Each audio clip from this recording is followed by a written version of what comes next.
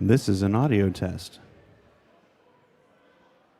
If you can hear the sound of my voice, please type "Disco is a real cool guy" in chat.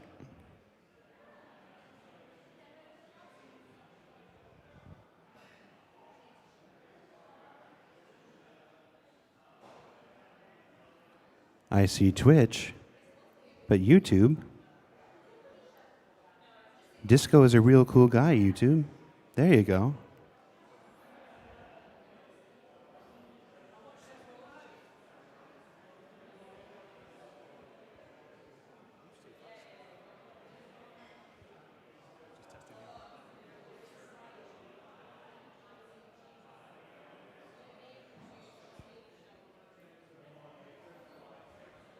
Kenzo says Disco is not a cool guy.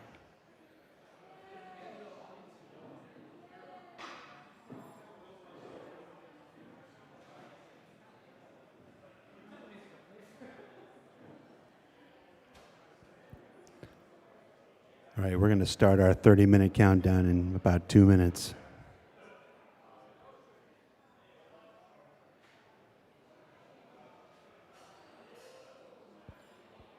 All right, next question, chat. How many fingers am I holding up?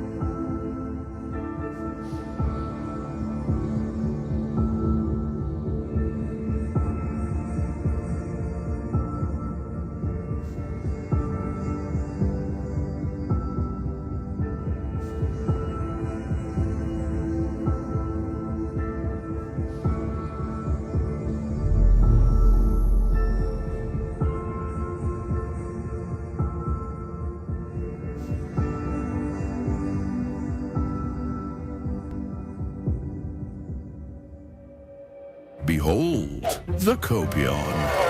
Though not particularly prized for its intelligence, what it lacks in brains, it makes up for by being incredibly, well, horny. A commodity highly sought after by hunters and poachers alike. Fortunately, for our Copion, that is, this usually results in a free meal. Not the face!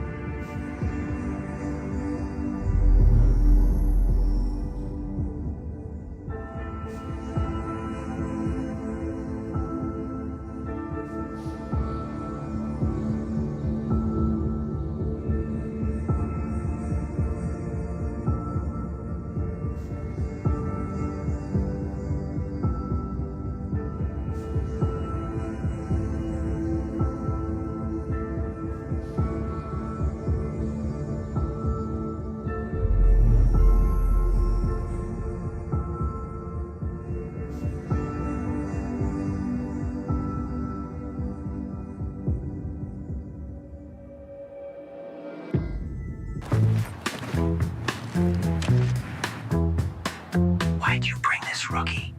Foundation Festival. Tradition. How do I go prone? Which button? Shh, press Z. No control. I pressed everything. It's not working. Get down! Guys, which button do I press to get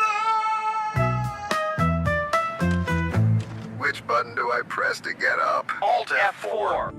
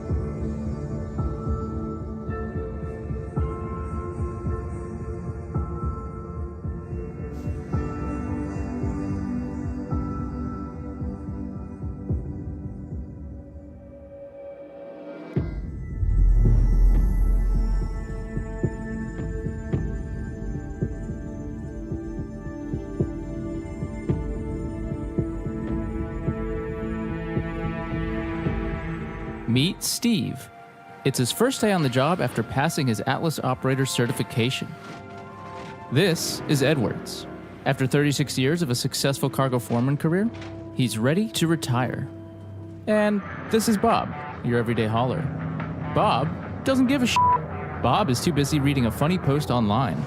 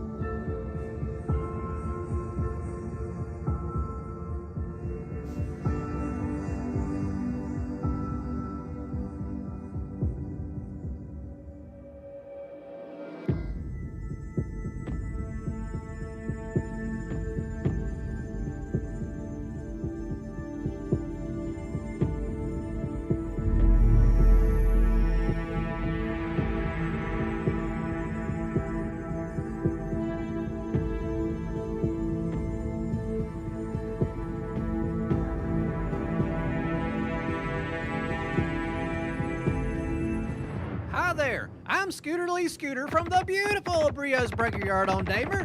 Now, some people think Brio's is still a rough and tumble kind of place, but that just ain't true, Bo. Brio's is a safe environment with fun for the whole family. And we don't just sell gently used spaceships, we also do ship repairs, ship detailing, ship paints, and even weapon swaps. So when you need your next ship upgrade, you come on down and you tell Scooter sent you. Y'all have a good evening.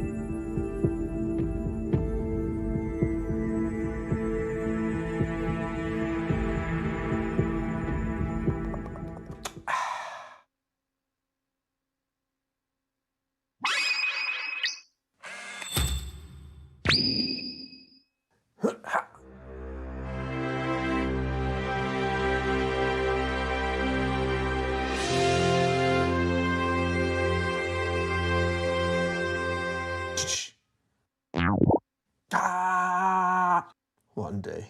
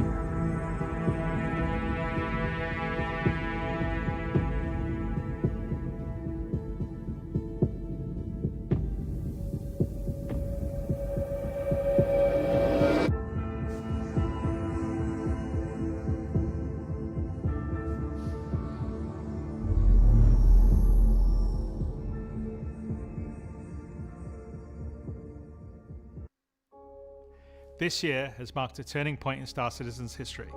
We have finally moved past the question of whether we can build an architecture to deliver a universe with incredible detail at massive scale, seamlessly, and where thousands of people can all play together. Server meshing has been working pretty much flawlessly at scale for the past 9 months. It has brought a more populated and active verse with up to 700 players online and in the same space at once. It's greatly increased server performance and delivered a much more responsive player experience. I couldn't be prouder of the team. They delivered something no other online game does presently. There may be other games out there that claim large player counts, or even the ability to mesh, but none do it at our detail, scale, and seamlessness. Of course, there will be continued improvements to server meshing and to Star Engine, but having moved past this last big technological hurdle has allowed us to finally focus on quality of life and stability improvements, something that has long been overdue. We're about to deliver our 9th patch in 10 months, with content that has brought Star Citizen storytelling into new and exciting directions. We pushed more than 24 features and more than 2,000 bug fixes. And while there is still a long way to go, the game has gotten more stable, performant, and fun as a result. We see this in player metrics. More of you play every day. The daily average users is up 45% from last year, and your playtime is up 15%. So more people venture out into the verse and stay there longer than ever before. And through all that, we've told the dual stories of the Frontier Fighters' assault on Pyro and the moral compromises being made to combat the regen crisis. Now, as those stories come to a rest for the time being, it's time to look forward to the next chapter of Star Citizen, where the instability in Pyro and the callous actions of some pave the way to new adventures, new locations, and new threats. Last year, we announced our next star system would be Nyx, home to the People's Alliance of Levski and bordering the Vandal threat. Today, we're proud to share that your adventures in Nyx begin not next year, but next month, when Star Citizen's third system comes online in Alpha 4.4. 2 new systems in 1 year. That's only possible because of the tireless work of our development teams, server meshing accelerating what's possible, the support teams behind the scenes, and most importantly, all of you. Now, I do miss that we're not all together under one roof this year, but in many ways, we're more connected than ever. Across the globe, many of you are gathering at watch parties, 9 of them with our developers in attendance, and countless others springing up in communities everywhere, and all happening simultaneously today. So even if we're separated by oceans and continents, we're bound together by the same passion for space, for discovery, and for this incredible universe we're building together. Whether you're at home or alongside your crew at a watch party, grab a drink, sit back, and let us take you inside our up-and-coming plans for the next year of Star Citizen.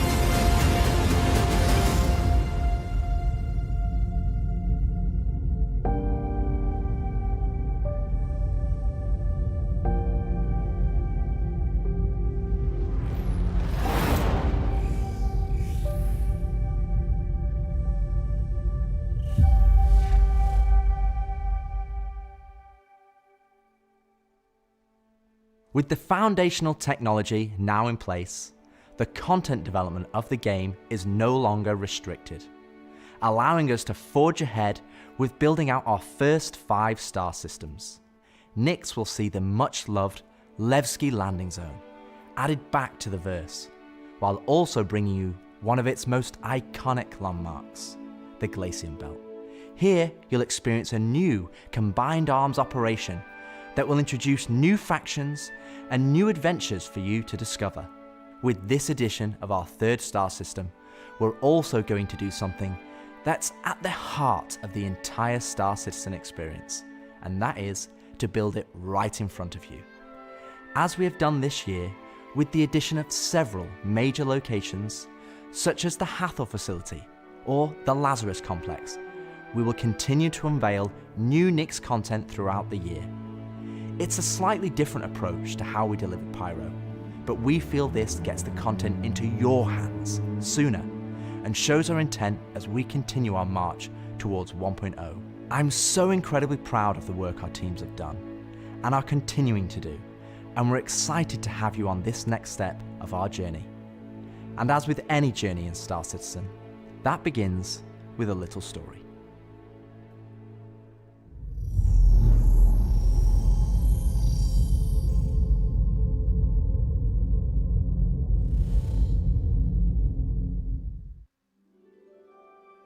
In 2025, we introduced 2 major storylines spanning multiple patches, creating a living backbone for adventure across the universe.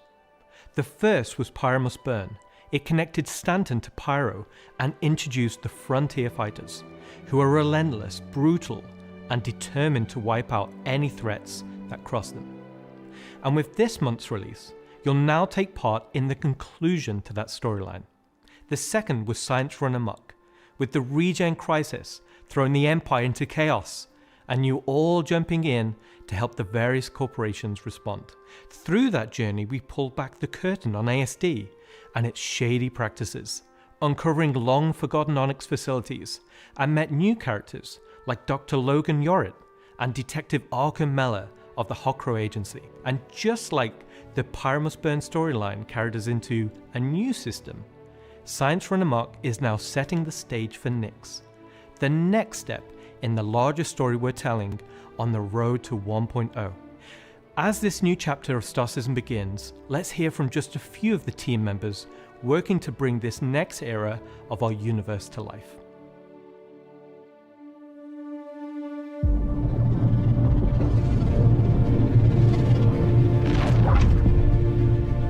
When the Nyx system was first discovered, the United Empire of Earth, the UAE, came out and did scans and kind of found out that the system wasn't really worth settling. The planets were too hard to terraform, the resources were too tough to get, so they opened it up.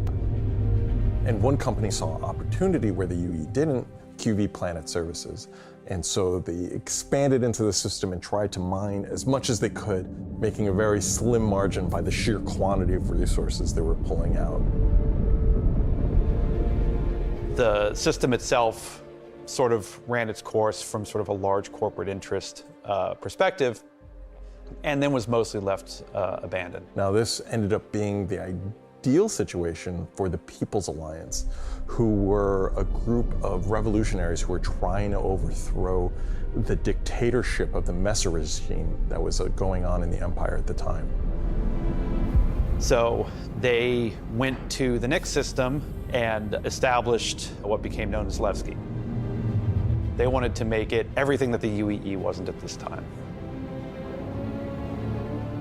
They set up what they saw as their ideal society, where everyone's voices would be heard, where everyone would be equal. But they've fallen onto hard times. So Nix today is kind of at an interesting point in its history. Now that the UEE has kind of transformed itself into a democratic society, what is their role? What are the People's Alliance rebelling against? And they still see the Empire as being inherently unfair. They see their role as still trying to create a free and fair society. But on the other hand, they have more problems than ever. And there's new threats lurking around every corner. And they have to ask, are they prepared to handle that? Or do they need to turn to the UEE for help?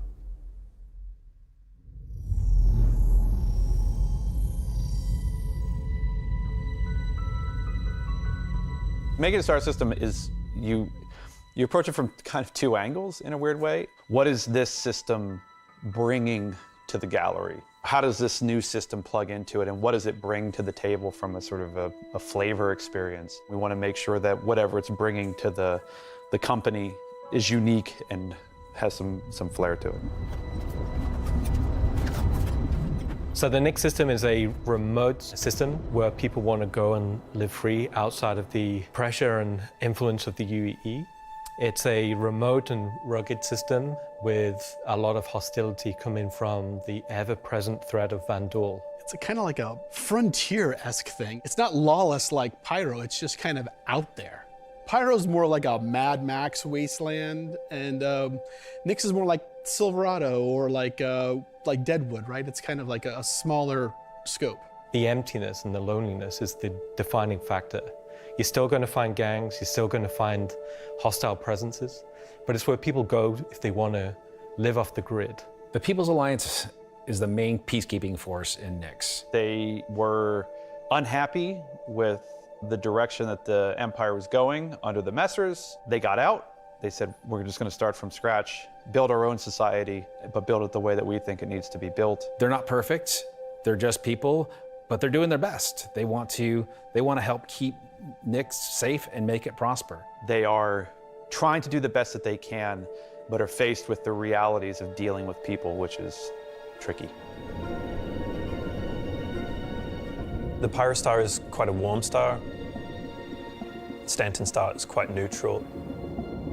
And the Nix is a little bit cooler. The system has its star, and it has this dark, really, really dense gas sort of nebulous cloud.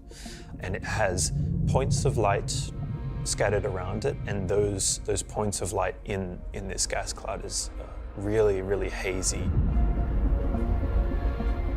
So because Nix is bordering Vandal space, it was important that we have a gap in the Nix gas cloud where you could sort of just, in between the clouds, see a piece of the Vandal space. It feels so close that it's even like protruding some red light. The level designers are using it as an actual visual indicator of where to place more dangerous POIs. So if you point your ship in the direction of it, you should find, as we build it out, that you will be in more and more danger. And I think that's really cool. To give more atmosphere, I was testing out adding some sort of space snowflakes, essentially. So when you look towards the sun, you can sort of see that sort of like sparkle. But then when you look away from the sun, you'll see the reflections and sort of like little glints of light. For the jump points in Nyx, we'll have 2 on this release. We'll have one from Pyre to Nyx and one from Stanton to Nyx. It should be going from Nyx to Castra, but we're essentially bypassing Castra temporarily. Hey, we want to make sure you can get there any way you want. Galatian Belt is a huge asteroid belt that is in sort of the middle of the system. The Galatian Belt is a combination of a bunch of technologies that we already had. The asteroid fields we use for planetary rings and the gas clouds, and it's combining them to make something completely new that we've just not seen before. It's full of resources that are still left unharvested because it's kind of a tricky spot for mining. It's not the easiest place to go, but that means that there's still a lot of opportunity for independent miners to go out there.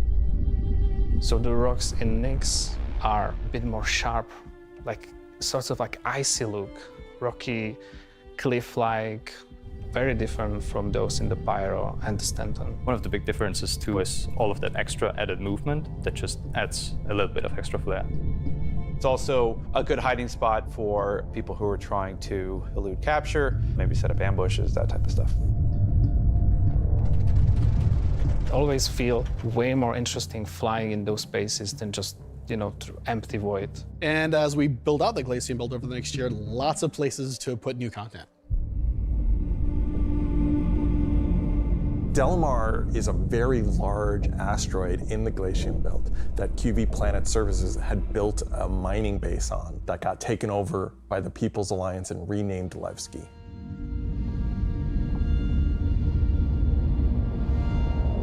Levski is our first and biggest social outpost for Nyx. It's kind of like the place where you stop before you do your panning. So it's kind of a San Francisco before you go out to the gold rush. It's going to be the central hub for trade and hauling and all of the commerce within Nyx and also from Nyx to other systems. But it does have a seedy underlayer to it. Over the years, you're sort of improving the generation method of those asteroids to culminate towards this specific point to make large, explorable location. When you fly towards the Levski, you see this huge gas ring around it. It's scattered small, mid-sized pieces of the asteroids. Well, Levski is immediately apparently unique by the fact that it's a facility clamped onto the side of an asteroid. The breathtaking views of looking into the belt instantly gives it a unique charm and flavor.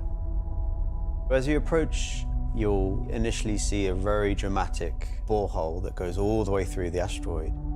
You'll also see, growing out from there and alongside Levski, there will be landing pads along what I'd call the spine. Lots of industrial pipes and transport systems to bring out the refined mining materials when it was a mining station. Before, we were using an actual planet, so we had all of the space available to place all of these structures. But now it kind of meant that we had to create an asteroid which has the appropriate size to. If we took the whole shot of the asteroid, you will see that there is an area to fly underneath. We plan on bringing in hull C gameplay, so this is exterior cargo elevators, so as a team you will be able to load and unload cargo. There's a lot more movement on the exterior, such as the cargo trains going around tracks. It's now going to be fully EVA-able. There will be walkways around the main landing zone to walk on using gravity plates, but you can drift off and kind of go wherever you want. They can explore fully the whole place, which is great.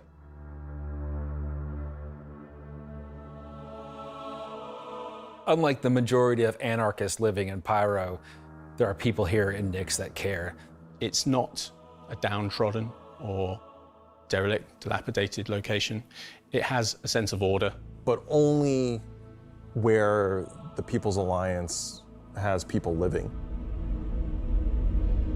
We've had Levski before, and we've updated it quite substantially to be more in line with the newer features that have been put in since, but also visually, and there's been a lot of quality of life fixes that we've wanted to add and bring up to like a good standard for a landing zone.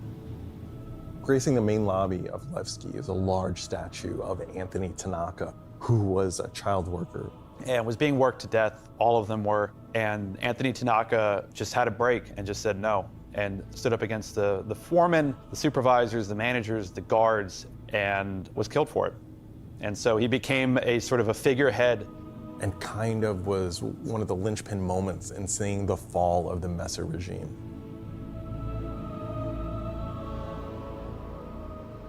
So if you take the elevator up to the top deck, you'll see the top view and the cargo area as well. So you can go through the cargo shop.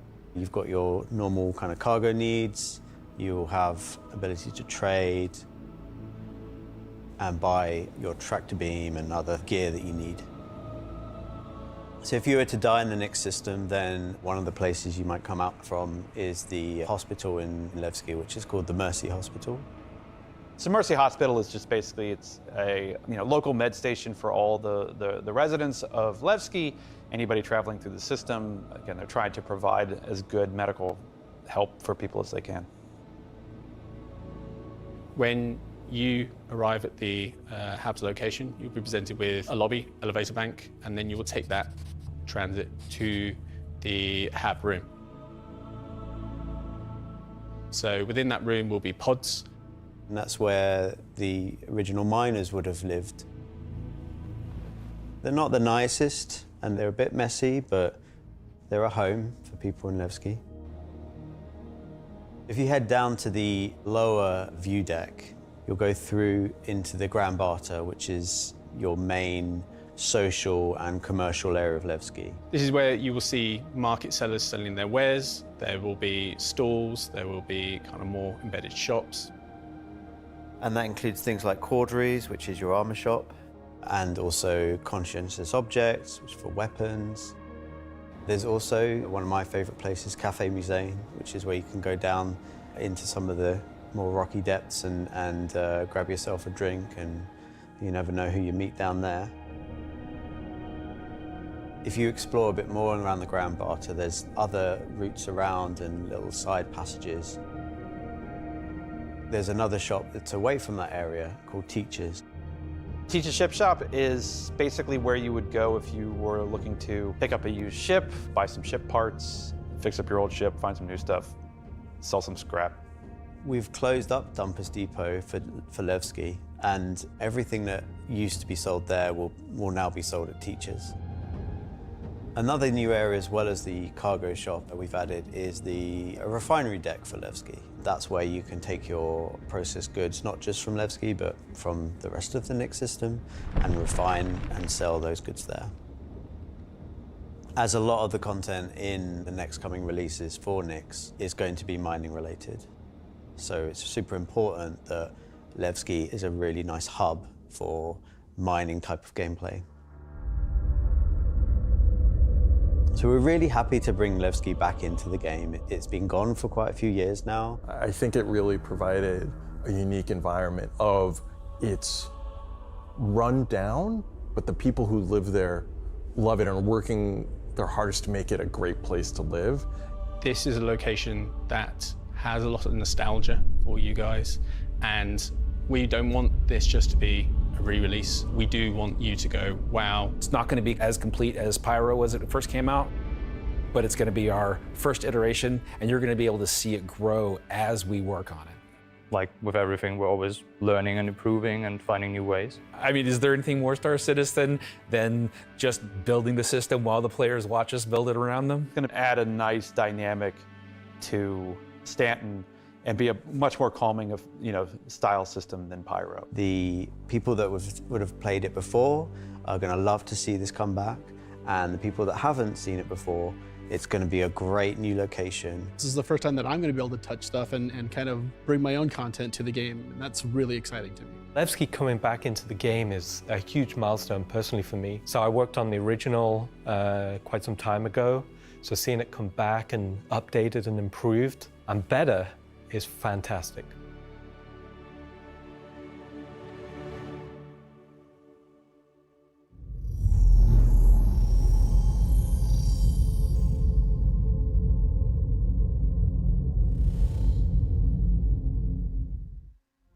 So we've talked about Levski, we've talked about the Glacian Belt, but you're probably asking yourself, what's the new gameplay activity we're going to be doing? So let's find out. Welcome to Nyx is your first experience in a new space station in a new solar system. It's a mystery to be solved. There's things for the player to explore and look into. There's going to be some twists and turns, of course some combat, and if you're lucky enough to survive, maybe some good rewards. This is basically a continuation of kind of our ASD storyline. So in the closing out what we had called our Science Run Amok storyline, we had revealed that ASD had been procuring sort of very black market illegal stuff in order to conduct their experiments. So this mission is basically going to be continuing on that trail. So the Navy has learned that illegal tech is being sold in the UAE, and they're hiring Intersect to investigate. Intersect Defense Solutions is the leading military defense contractor in the UAE. So the Navy contracts with them a lot for doing various kind of military operations that they don't want to handle themselves. We didn't want players to be working directly for the Navy. The Navy just doesn't call up random citizens and ask like, hey, if you're free, can you fly a helicopter? I guess as a player, when you can think about like, oh, where am I going to be doing missions that are capital ship battles or large fleet scale stuff or military operations, that's all going to come from Intersect Defense Solutions. Intersect have discovered the source of the illegal tech is in the Nyx system and an old abandoned QV Planet Services logistics station that's come back online. So they want the players to figure out what's going on. So when you come out of Quantum and you start your approach vector to the objective, you'll be weaving through asteroids, going through the Glacian Belt, and slowly the station will reveal itself. Now this is an old QV logistics station. It's pretty beat up, it's pretty derelict, but there's some points of interest that you'll spot as you go through. So the station itself shares design cues from old Pan Am stations found in Pyro. This architectural design found its way over to the Nyx system as the system was being established, but you'll also see some additional design cues that QV planetary services were adding, so it's a nice transition architectural point. It's fairly skeletal in design. You'll see logistics yards and cargo yards, but also facilities pinned inside the asteroid, creating this network of facilities. You'll notice there's a Polaris near the main hub. It's not a normal Polaris. It's damaged, it's broken. It's not a standard corporate Polaris. So at this point, you should be asking yourself, who does this belong to? Away from the Polaris, you'll see struts leading to asteroid bases. Now, these asteroid bases are locked, so you don't know exactly what's inside just yet. But all of this comes together to form the playground for the mission to take place. So not only is this facility unabandoned, but it's also under attack from a surprising but familiar foe.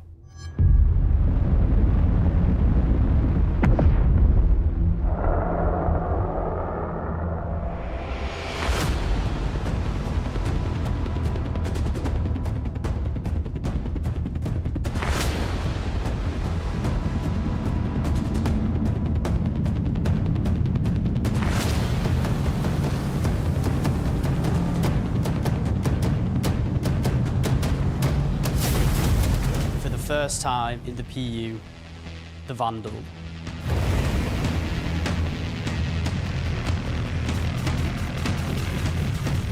So the Vandal are a nomadic, very, very, very violent spacefaring race. They've been striking out against outposts and such in the Nyx system that don't really know what they want, don't know why they're doing it, but it seems like whoever's running the station is really pissed them off. Vandal raiding parties have been arriving in the system, and they're unaffiliated to any clan. There's small groups coming in and picking at them. But as time goes on, those raids are getting bigger and more frequent. There'll be the scythes that you're familiar with, glaives and blades that we all know and hate, and a new craft for the PU, the Vandal Stinger.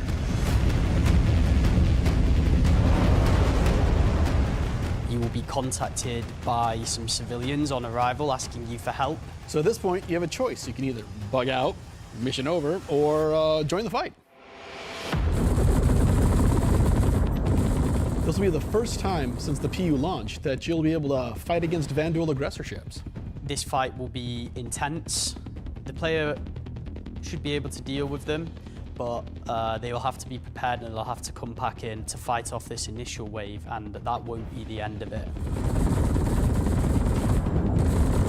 After you fight off the Vandal ships, the mysterious inhabitants of the station invite you to come on board. Which Intersec sort of will encourage you to do because it'll help further their investigation against what's happening here, why these QV stations have come back online.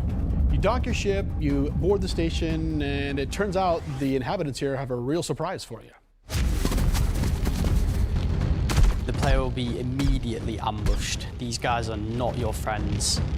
Of course, it's not going to be easy because the people that are inhabiting the station are going to fight you every step of the way. The fight will be challenging, but this definitely will be the warm-up phase of this mission. This will be the players getting a sense of what exactly is going on there, who these new people are. They'll be in unfamiliar armor. They'll be wielding unfamiliar weapons. And we want you to get a sense that you are in a new place, in a new territory, fighting a new faction. So after you survive this initial ambush, you get back in touch with Intersec, and obviously the question is, who are these people? Why are they attacking? Why are the Vandal attacking them? At this point, there's more going on here than anyone thought. The directive from Intersec is to explore the station and collect as much information as you possibly can. Along the way, you're going to get to explore some new areas. It's not just the space station. There's the disabled capital ship. There's asteroid bases nearby with obvious installations there, other forces that the Vandal have been attacking. There's a debris field. Explore the locations in any order you want and try to find out who these people are and why the Vandal are after them. You'll find new clues, you'll find ways to solve the puzzle of what's going on at the space station, and find out what kind of loot they have for you now that you've beat them. And of course, this is a legally open station, so anything you find is yours to keep and sell, maybe even give to Wicklow.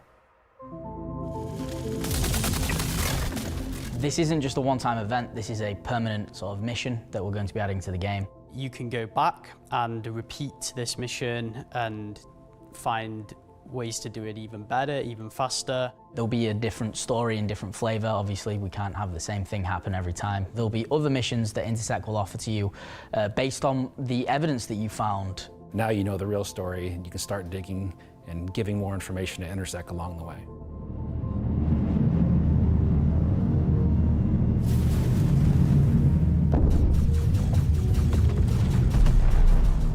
I'm super excited to finally see the Vandal in the PU. I'm excited to bring cool Vandal ship combat to SC. Players in the PU will now get to face down these awesome ships and get a taste of like we already have it in Arena Commander, where you get to fight the Vandal swarm, and being able to do that in the PU is going to be, I think, a heck of a lot of fun. So this marks a great milestone for us for not only pushing hard and adding great content this year, we're also being able to introduce the next star system and introducing the next landscape to tell new stories and add new gameplay beats into the ever-expanding universe.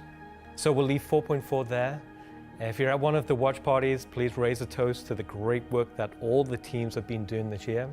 And I'll be right back in just a few minutes to look ahead at some of the things coming in 2026. Hello, everyone, And welcome to the Voyager Bar in beautiful, scenic Orison, where the staff of Cloud Imperium Games Manchester is gathered for their very own CitizenCon Direct watch party. As the dozens of such events happening at locations around the world, we've gathered today to watch this sneak peek at just a little of what the next year of Star Citizen has in store for everyone. Oh, that was really good, everybody. I'm Jared Huckabee, your host for the festivities and for the show today. And let me tell you, it's not a joke. It's not a gag. Next week, we're hitting our 9th patch in 10 months. And then in November, we're going to finish out the year strong with the long-awaited arrival of the Nyx system. And in case you missed it, because you were chatting with friends, hi. It's not the lawless wasteland of Pyro many folks have been speculating, but an independent system with its own set of rules and laws and multiple ways to get there. It's an exciting time for everyone at Cloud Imperium Games because, as the architects of our persistent universe said at the start of the show, the foundational tech that we've been building for so many years has now unlocked us to bring more to Star Citizen than ever before as we continue our journey towards 1.0. Now, before we continue with the show, let's get a few housekeeping tasks out of the way. First, we're simulcast on YouTube and Twitch. So if you want the keen communities of Twitch or the 4K ultra high resolution of YouTube, you have your choice. Second, throughout the broadcast today, we want to see and hear what you have to say along the way, and you can tell us on social media by using hashtag CitizenCon. We're especially interested to see any photos from those watch parties that are happening across the globe, and we're going to find some way to bring a few of them into the broadcast later in the program. Third, we've also had a CitizenCon contest going for people to create their very own slice of life in the PU videos, and we played the winning entries during our pre-show countdown. The offerings were super varied. The idea was to work with a team to show the life of a miner or a hauler or a bounty hunter or whatever. But one guy just said, I'm going to make a video about how awesome I am. And I respect that. So shout out Nocturnal Revenant. I don't remember if you were one of the winners getting an L21 Wolf from Kruger for their efforts, but you won the coveted Disco Lando Complete Narcissist Award. Good job. And to all the winners, I'm sure someone will either be in touch with you about your wolves or they'll just show up on your accounts. I really don't know how that process works. Probably would have been good to find out before the show, huh? He's so afraid. Either way, if you missed the pre-show and are curious if you won, you can check the replay after we're done here today. All right. I just realized that my bosses, Chris and Sandy, are sitting in a movie theater watch party in Switzerland right now. A completely captive audience. So real behind the scenes here. This is especially torturous for Chris right now because he's super excited about the next segment we've got coming up. Aren't you, Chris? And you're just sat there right now, forced to watch and listen to anything I say. Do either of you regret that decision so long ago? All right, so I've probably pushed my luck enough. Let's get to the next thing. When Nyx arrives next month, it'll have Levski, the Glacium Belt, and the new Welcome to Nyx operation we just discussed. But throughout 2026, we'll also continue to build the star system out with new features and new technologies that will not only set Nyx apart and give it a unique identity from its sibling star systems, but continue to set Star Citizen apart from other video games altogether. Now at this point, if you're running one of the watch parties, you're going to want to crank your speakers up for some brand new music from the Maestro Pedro himself, and let's take a look at some of what the next year has to offer for the Nyx system.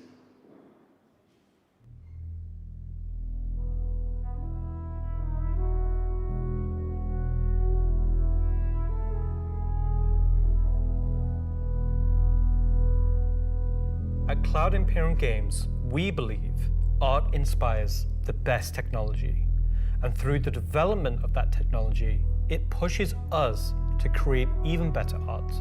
When Genesis comes to the persistent universe starting next year, it will change how you experience every world, and not just in the building of the new planets for the Nyx system. We will also go back through Stanton and Pyro and reimagine them through the lens of our technology.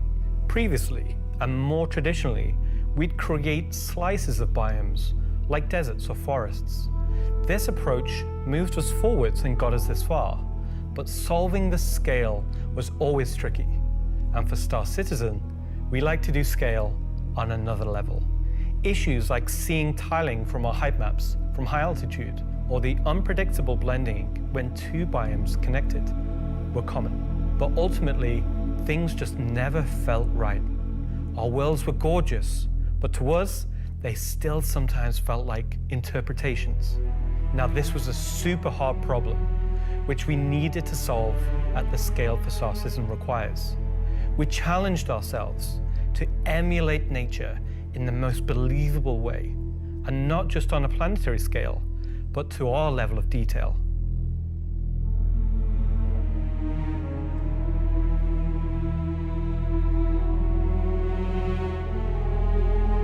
With Genesis, we've made a complete paradigm shift to how we do things. Biomes are now created based on the physical data sets, with the assets being spawned whenever and wherever the correct criteria is found.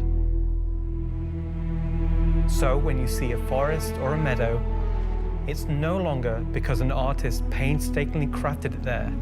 It's now because it simply wants to be there. It fits inside our rules.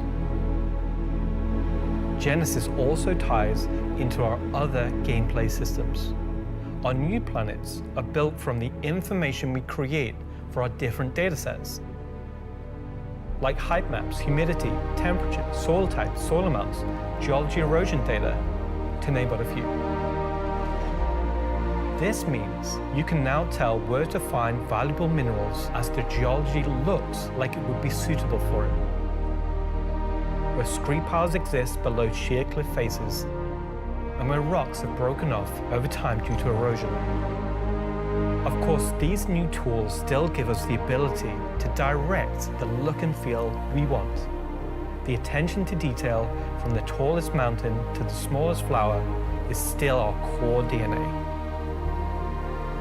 With Genesis, we can now keep that detail-orientated mindset as we focus on the quality, and it provides the quantity. Genesis provides our planets with the ultimate sense of exploration and adventure, discovery in the purest emotional form.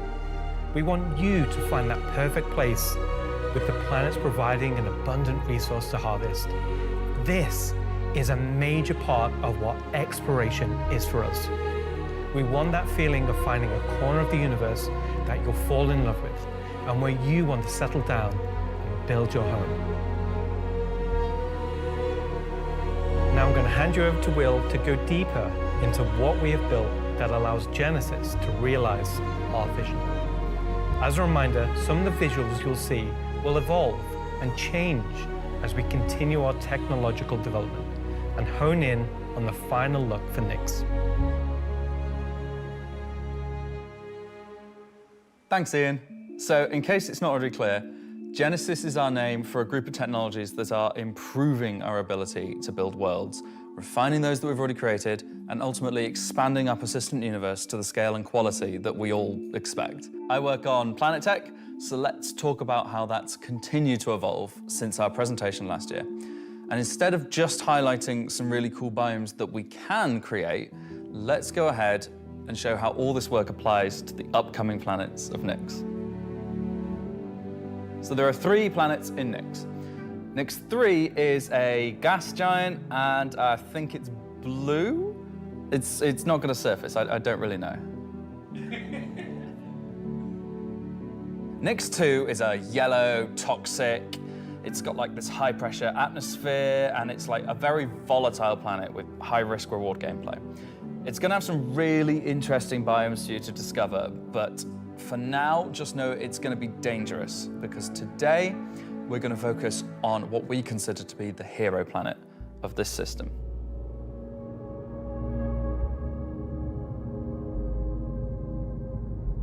Nyx 1 has got a rugged, remote beauty.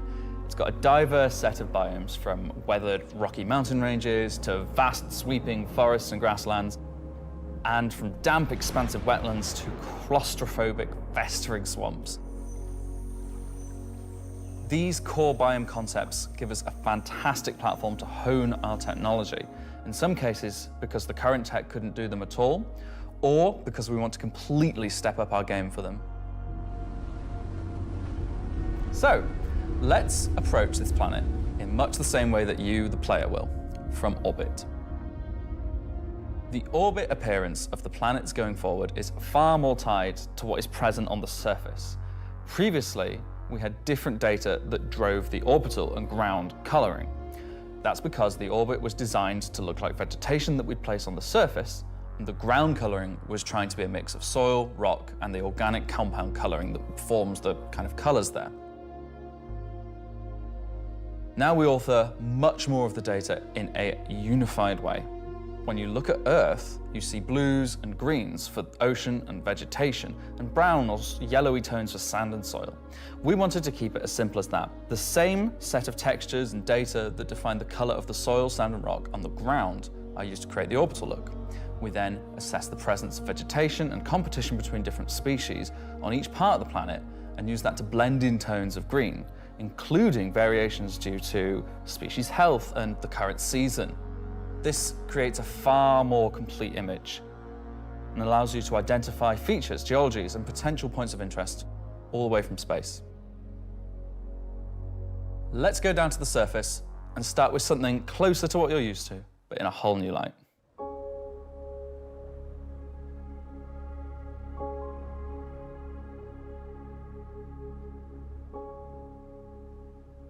When we approached the surface of the planet, we wanted to start by focusing on just the soil and rock. One of the things that was missing from our terrain previously was simply feature complexity. Looking at our contemporaries, we lacked detail at the ground scale. To combat this, we've added a new layer of data. That layer is called the medium tiles. These are intelligently placed on top of the existing 4-kilometer terrain tiles based on slope, soil type, and other erosion data. And these medium tiles don't just create height changes, they also bring in local erosion data both for soil and bedrock size values. And this gives us a whole new level of terrain detail, of scale, and allows us to create far more unique locations across the planet. So now that we've nailed the surface, let's have a look at adding some rocks. We've now got 2 major contributors to the rock content of our planets. Firstly, long desired feature, cliffs. We are adding large scale, very detailed to all our cliffs based on the geology at a given location. This adds an exciting new dimension to steep slopes that we simply couldn't get before. The second is a big one for you ground vehicle enthusiasts. Rocks are now found not scattered everywhere, like spilt popcorn at the cinema, but only in places you'd expect to find them, thanks to a brand new rock scattering algorithm that isn't annoying as hell. Using physical data generated for each large and medium tile, now rock distribution makes sense and has a physical basis. So if you're still crashing into them after this comes out, that's on you. The rock assets themselves have had a glow up too. We now create rock sets related to a particular geology that look like they originated from the same source. And this ties into how we'll be distributing minables in much more interesting ways too.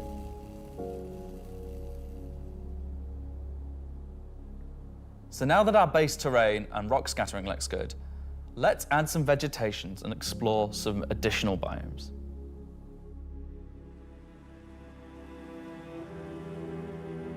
Nyx 1's forests and grasslands are full of trees, various grass species, rock formations, and they're found in all sorts of elevations like mountain valleys, open plains, and dense meadows.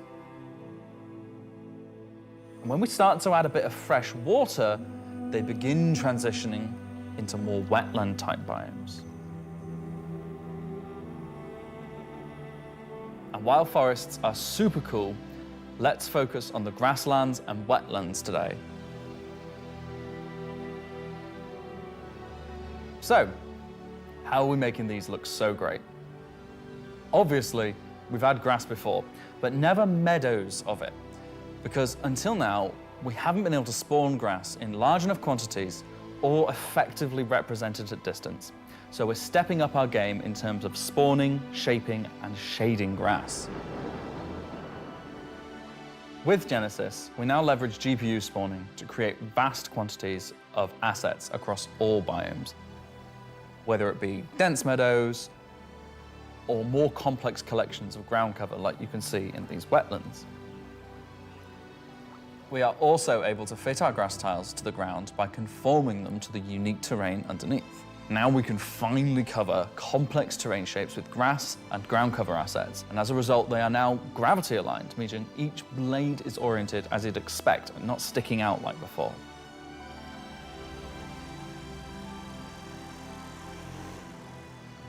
Next, let's take a look at how we light our grass. Now, as in real life, the shading of a grass blade, or indeed a whole field of grass, is lit very differently to like a flat surface.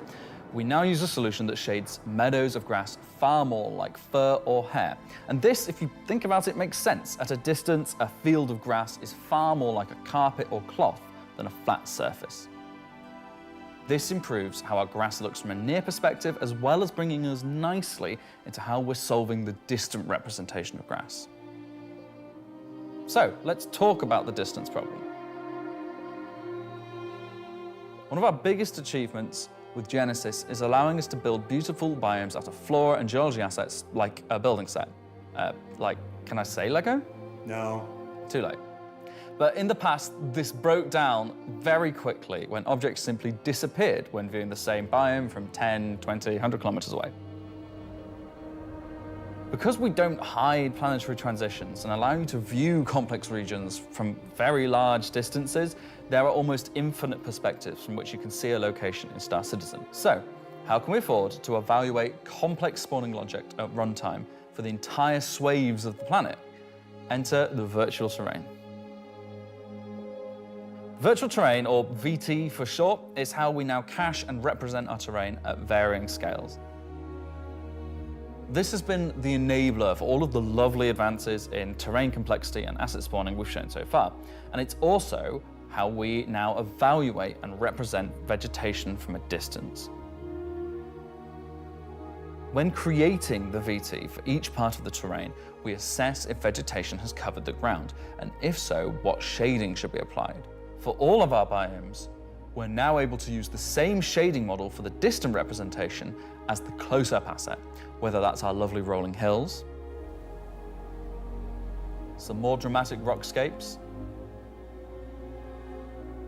those muggy wetlands, or even our festering swamps. So yeah, we didn't forget about the swamps, and they're coming to Nyx 1 as well. Built using the lessons learned and all the technologies we've developed, these swamps now spring into existence from the planetary data. This biome combines all of the elements from the other biomes we've shown you today, from water interaction, denser spawning, unique ground coverage, and I think it creates something really unique.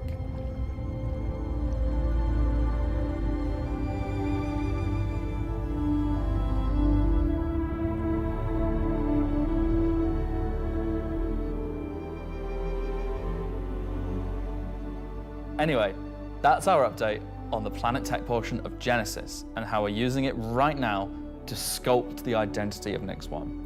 And I hope you're as excited as we are to explore this and everything we haven't shared yet next year. As you can see, Genesis is now inspiring everyone here to create planets of the quality and believability we've always strived for. A meeting of technology and art that I truly believe will set our worlds apart from anything we've done before. And with that said, let's move on to a little travel between systems, literally.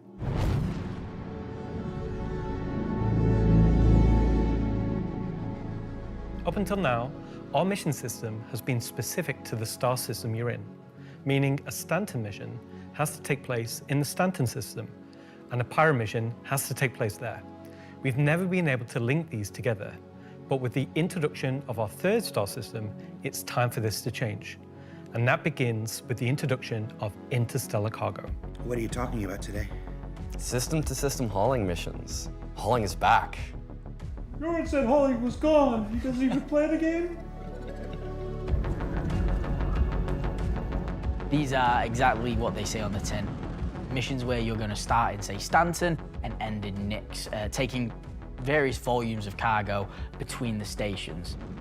So there'll be high volumes of cargo that kind of fulfill the purpose for the Hull C and the other series of Hull ships. And there'll be a few sort of more direct routes. So you might pick up some cargo from Ruin Station in Pyro and go through the jump point to Stanton and drop it off there at one of the LEOs. So if you've never sort of experienced the jump point or going through it, these missions will require you to. They're no way limited. You can do them in any sort of ship you want, any size of ship. I'll be doing them in my Drake Cutter myself, between Stanton and Nyx. Just a Drake Cutter? I've got a few ships, but the Drake Cutter is really cute, so. One thing that we're looking to add with these interstellar missions is scripted combat encounters where you can be attacked by NPC ships. Maybe the mission giver has tipped off some pirates who are looking to get a hold of that cargo, as well as express missions, which means the deadline timers that you're used to in the regular hauling missions might get really tight and you've got to learn to be very fast. All of the love and care that has gone into hauling missions so far, with the logistical network and making sure they make sense within the themes of the systems, just as much love has gone into the interstellar missions we're making now.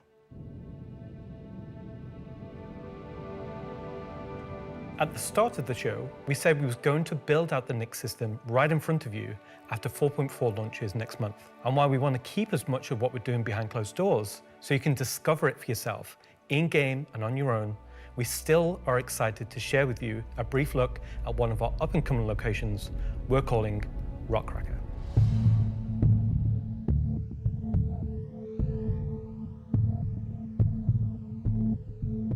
Okay, so Rockcracker, Jared, is our internal name. Rockcracker is where you have to crack a rock. It's a big rock. You want more? So way out into the Keegar Belt, you'll find these old QV breaker stations.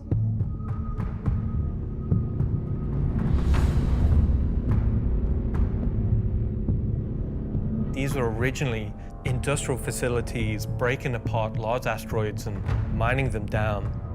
But since they've been mothballed and been left abandoned. So you're going to have to find your way inside and thinking about how do we bring this facility back to life. It's not just about flipping a switch. As you bring these stations back to life, you'll be lighting the beacon and calling attention to these long forgotten places. One of the main features is the laser head, which will require certain things to get working. It's up to you and your friends to find how to get in. There'll be a variety of options. Whether you're discovering the bowels of the station and mining your way through long-forgotten tunnels, or you're going through the main laser entrance. Now, as you're traversing through the facility, you'll find the old engine room.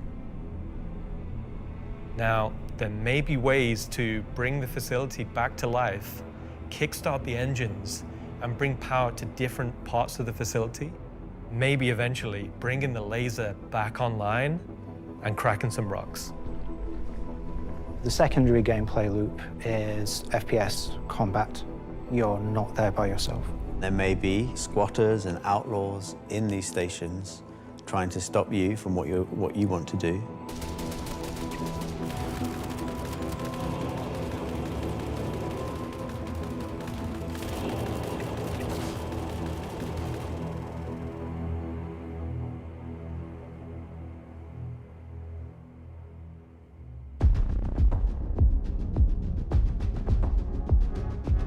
So you've found these old facilities, you've brought them back to life. You've systematically brought power to various functions of the facility. You've activated the laser. You've fired the laser. You've broken apart the rock. And then you'll be able to fly your ship inside and see what's there. So you fly a ship into an asteroid. Yeah. You just get into your ship and fly in and start searching around and trying to find the pieces that you want to mine.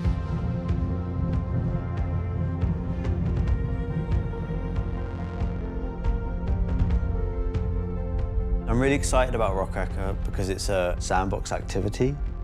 You can kind of go to these whenever you want to. This content is for players who enjoy mining, who enjoy exploration, investigation, and don't mind a little bit of FPS content while they're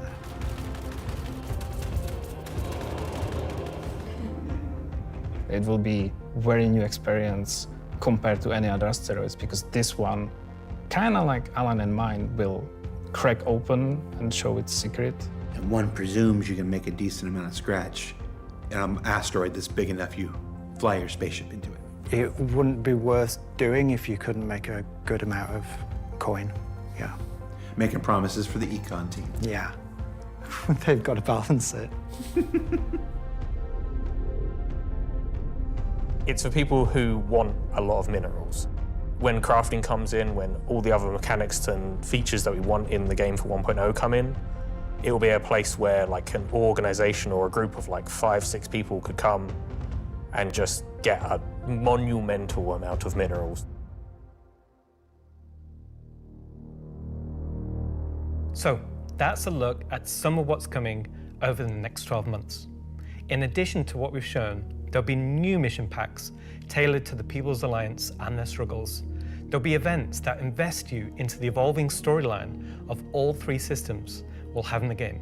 And of course, when we begin populating these with new planets, there'll be a whole host of ground-based POIs, settlements, and structures inhabited by those trying to make their way in the verse.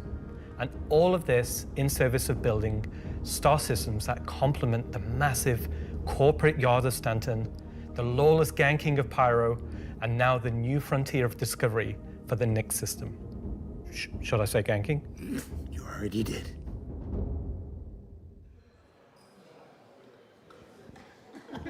Good job, everyone. So yeah, a whole lot to take in there. Interstellar hauling is the beginning of a massive expansion to the mission system that'll let us connect these 3-star systems like never before. What else we got? Rockcracker. Rockcracker is just one of the next operations that'll be coming to the Nyx system in the first half of next year, where you're gonna fly into an asteroid and do that thing that miners love more than anything else. Complain about PvPers getting in their way. No, I'm being told it's mining. It's mining. And of course, one of the most anticipated features coming to Star Citizen, Genesis, and what that means for the planets of Star Citizen, including the ones already in there. So let's talk to Will Hain and find out more. And I'm just remembering that Will Hain is in France at the watch party. Okay, France. Ask Slarty Bartfast over there how they're going to use Genesis to update the planets and moons of Stanton and get back to me, all right? And see if we can get some fjords. What else we got? The CitizenCon Digital Goodies Pack. That's a hard thing to say. That went up for sale a couple weeks ago and has a whole bunch of mysterious items in it, and that's where I can tell you now that almost all of them are tied to the Nyx system in one way or another. So let's find out what's actually in there. There's a gunship flight suit and helmet, 2 armor sets from that mysterious faction causing a ruckus with the Van Duel, and an Intersect BDU sweater and outfit, a couple of crazy weapons that I'm certain we're going to learn about in just a few minutes, some slick Levski swag, and finally, to celebrate the long-awaited addition of the Van Duel to Star Citizen, a cool Van Duel knife and adorable plushie, which I swear to love and squeeze and cherish forever. So yeah, it's a pretty solid haul for this year's Digital Goodies Pack, which you can still pick up right now on the RSI store. So now, let's go ahead and transition into our next segment. Much of what you see in the show today has been the culmination of a lot of people's work in... What's up? All right, I had a dream about like this once. Yeah. Okay, so against everyone's better judgment, the thing has finally happened. Can I help you? How you think the show's going? Good. We're getting the Nyx star system and the Van Duel are coming. Kind of been a lot of Nyx, right? Well, yeah, but it's a major milestone and it deserves a major showcase celebrating everybody's hard work and... You got more, right? Well, yeah, there's spaceships coming up. Cool. Wow, it's like they only scanned the original community portion of me. If pictures steal your soul, imagine what face scanning and PCAP does. Well, this has been super cringe. So I'm gonna head out. Mm-hmm. Bye. Oh, Regular CitizenCon is still better. You should have done that. Of course. Thank you. Part of me that isn't a soulless marketing puppet. All right. No. Let's just go to some spaceships, shall we? Hi, my name's John Crew. I'm the Vehicle Director here at CIG, and welcome to Talkin Ship, where we're going to talk about 3 new ships coming to the persistent universe.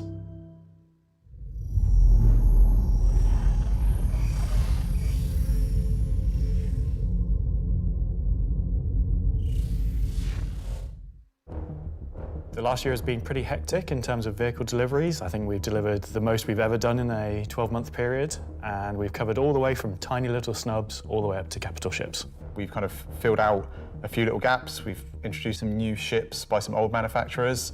We had the Polaris come out, and obviously people have enjoyed playing with that. We snuck the Idris in without none of you expecting it for a while, and it's been a busy year. It's nice to start revisit some of the older catalogue and some of the bigger ships again. I think my favourite ship from the last year is a tie between the Wolf and the Golem. Favourite ship in the last year? Probably the Wolf. I feel like it's the obvious one. I'm trying to think of something else, but I really like the Wolf. Everyone's mentioned the Wolf. The Wolf's everyone's favourite. The Wolf, obviously a return of Kruger, a completely new aesthetic to the game. The Wolf was, it was kind of everything we set it out to be, and it revived an old manufacturer. We've not seen anything from a while, so yeah, I'm going to say the Wolf. The Golem, I think, is just an incredibly well-formed ship in such a small package. It really just shows off that Drake aesthetic, giving you the absolute bare minimum needed to perform a role. I honestly do really like the Zeus. I think it came out really well. It's kind of hard to pin down a favourite, to be honest, because we've released, a lot of really cool ships. Next year, we've got some super exciting ships coming up. We're ticking off a few big ones, which is good. We're going to see, again, maybe some ships from some manufacturers that don't have that many in their lineup. There's a few big challenging ones starting, so they're good. A breadth of ships, should we say. The 3 new ships we're going to introduce today all tie in some way to the primary factions fighting over the Nyx system. We'll start with the People's Alliance and Anvil Aerospace. Anvil is a very military-based brand. It's been a brand that's in Star Citizen for a long time, fighting for lots of military contracts and lore, often up against Aegis, and to the point it actually beat Aegis in the past. You will be familiar with a lot of their ships' designs, such as the Hornet and Lightning. Earlier this year, we introduced the Anvil Asgard, based on the Valkyrie chassis, which is an extremely popular offering. And this year, we're bringing the concept ship we introduced last year, the Anvil Paladin, to life. The Paladin is a gunship from Anvil Aerospace designed to support ground operations. A gunship is a ship that's designed to stay in a sustained firefight while dealing a lot of damage, also taking damage. We don't have a lot of gunships in the game that are true dedicated gunships. They are quite a tricky archetype to control in game without being too powerful. It's designed with a lot of firepower and high armor and health, but very low maneuverability. It's multi-crew, it's just built purely for battle. It's got lots of armor, lots of guns, big guns. It's got a very similar squat kind of form to the Valkyrie. It kind of reminds me of, I guess, like a pit bull. Obviously a very menacing silhouette. It looks quite forward-weighted in its stance. It feels like it's coming towards you even when it's just sat still, and I think that's something that helps with it feeling intimidating. If we swing round, following the ship round clockwise, what you'll then see is the first of the side turrets. If you notice the canopy, you'll see that there's a fairly thick space between where the glass is and the hull exterior. That's because it has deployable armor, which can come out and give you a little bit more cover while you're actually attacking the target head on. It's got these really nice kind of dual connected wings with the turrets out on the sides, just to try and give as much kind of range for those turrets as we can get. Which is controlled by one of the 2 remote stations underneath the bridge. If we come around to the rear, you'll see a rail. Now that rail mounts the main turret of the ship, which is controlled by the co-pilot. So you've got full 360 coverage underneath, full 360 coverage on top with it, and then the side turrets also have 360 coverage that way around and 180 out sideways. So really you have, between the turrets pretty much 360 coverage in all directions. One of the unique things about the Paladin is all the turrets are remote and all the crew are located in this one central two-story room. A lot of our other gunships, the crew gets scattered across the ship, but with the Paladin, you're all sat together with a nice, cool experience, so you can really feel like you're playing as a group. You've got the pilot, co-pilot up top, and you've got the gunners underneath, and I think that helps with the intention of what the ship does, because you've got this really nice kind of like gunner viewpoint down, kind of giving this lower coverage. We added a glass floor just to keep the two connected. I think that really helps with the feeling that you're all working together and communicating. That said, if you don't have the ability to fully crew a Paladin, you can still fly it and engage in combat solo. Obviously not as good as if you have a full crew, but you can't always guarantee your friends are going to be online.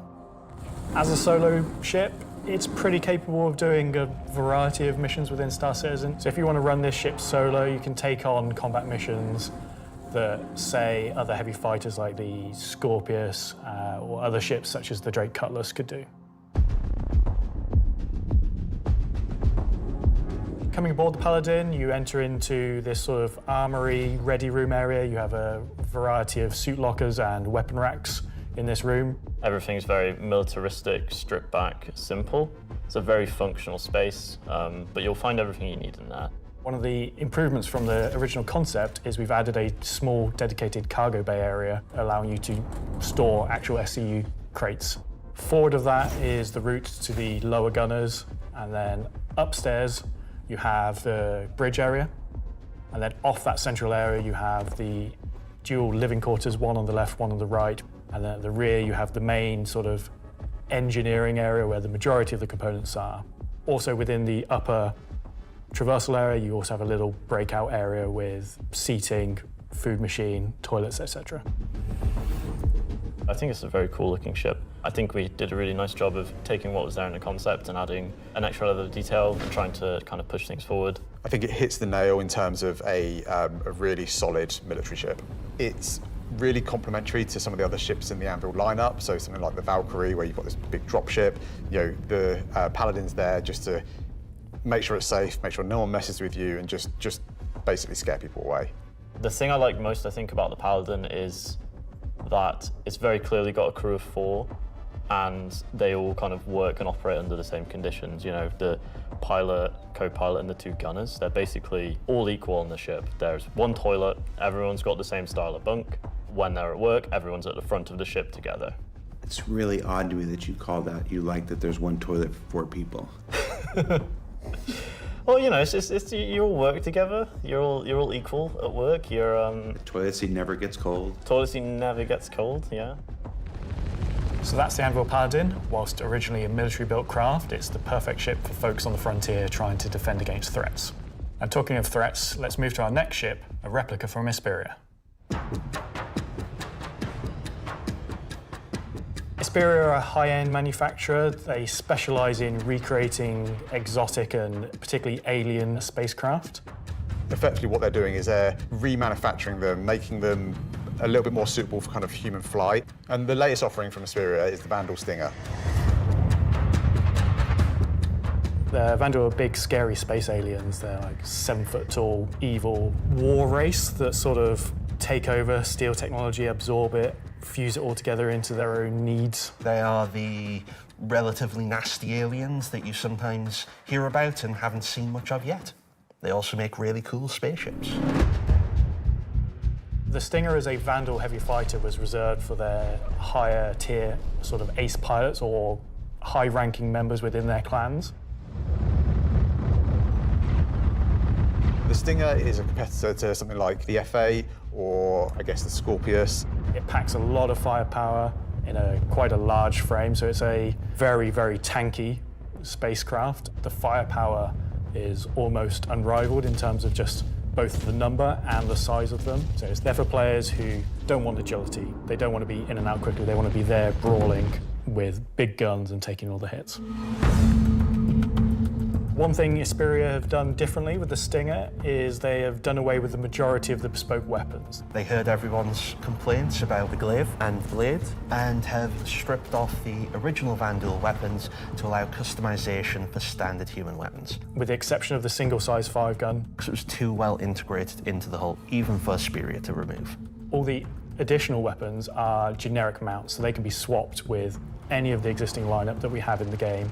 By doing this, it provides greater flexibility to the end user, and this is something Esperia wanted for the civilian market. For that one bespoke weapon, the size 5 plasma cannon, functionally it is the same as the existing size 5 plasma cannons on the Scythe and Glaive, but it is a sort of Gen 2 model and wraps it in a different aesthetic compared to those models. You'll see they're very much older Vandal styling. This is much newer Vandal styling, but underneath it is the same weapon that people have used for years.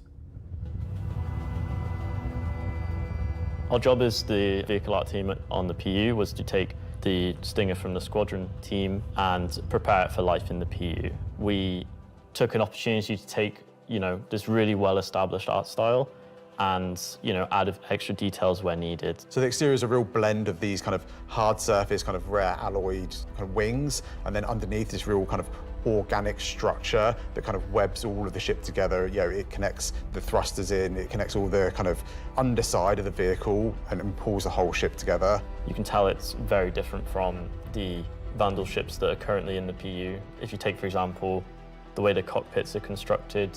Up at the front, we've got this big kind of bubble dome that gives the cockpit quite a unique shape compared to some of our other ships, and also gives the pilot a unique position within the ship and kind of gives great visibility out the front. Boarding the Stinger is a little unusual compared to other ships, obviously being alien in nature. You're going through a ramp at the rear, and it leads you kind of straight up into the belly of the ship. There's, lots of organic detail, rib cages, kind of strange alien forms. On entry of the cockpit, the seat kind of comes down towards you, and you kind of climb over the back of it a bit like a motorbike. You're basically riding into the cockpit. It feels very much like you're being carried inside the cockpit. Into the traditional prone flying pose that Vandal pilots use. I'm very happy with the Stinger. I think the team done a really good job of making something that feels different, it feels alien, but it suits our lineup of ships and it suits our universe. I think the guys did a really good job of respecting the direction and vision from the original Stinger and Vandal ships in Squadron. We've tried to take a lot of inspiration from movies and other science fiction material, but I think it sits well within the Star Citizen universe. So we have the Paladin for the People's Alliance. We have the Stinger for people that really like Vandal and want to try and pretend to be them. But what about the other mysterious faction we have running around? So Gray Chowdhury got his start as he was working at a cargo center out in Odin. He started being able to get his hands on some stuff that other people couldn't, items that necessarily you couldn't find on a store shelf, but you wanted anyway. I think Gray is interested in, happy customers. Gray just sees themselves as a conduit to get these things in the hands of people who would appreciate them. And I think that his latest offering is really going to turn some heads.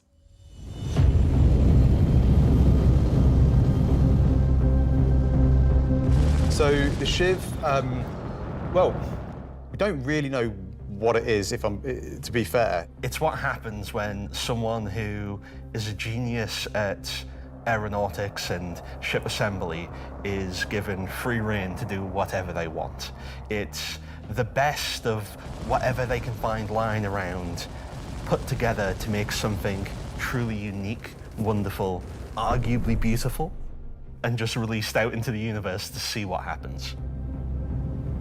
At first glance at the exterior of the Shiv, I think most people will probably recognize there is more than a fair proportion of the cutlass visible there, but it's had quite a few changes to it. As you look a little bit closer, you'll start to pick out elements from other ships. You've got, main thrusters that are from the Valkyrie.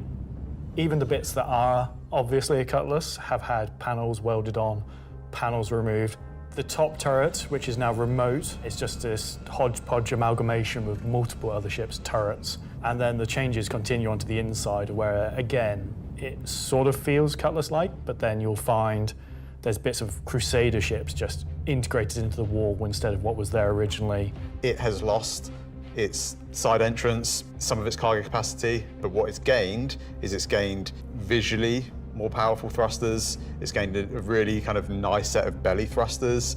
It's upped its firepower. As ever, with the refined work from Gray's Market, you can see that great care was taken to the health and safety to ensure that there's no trip hazards anywhere. There's like loose cables, panels are exposed.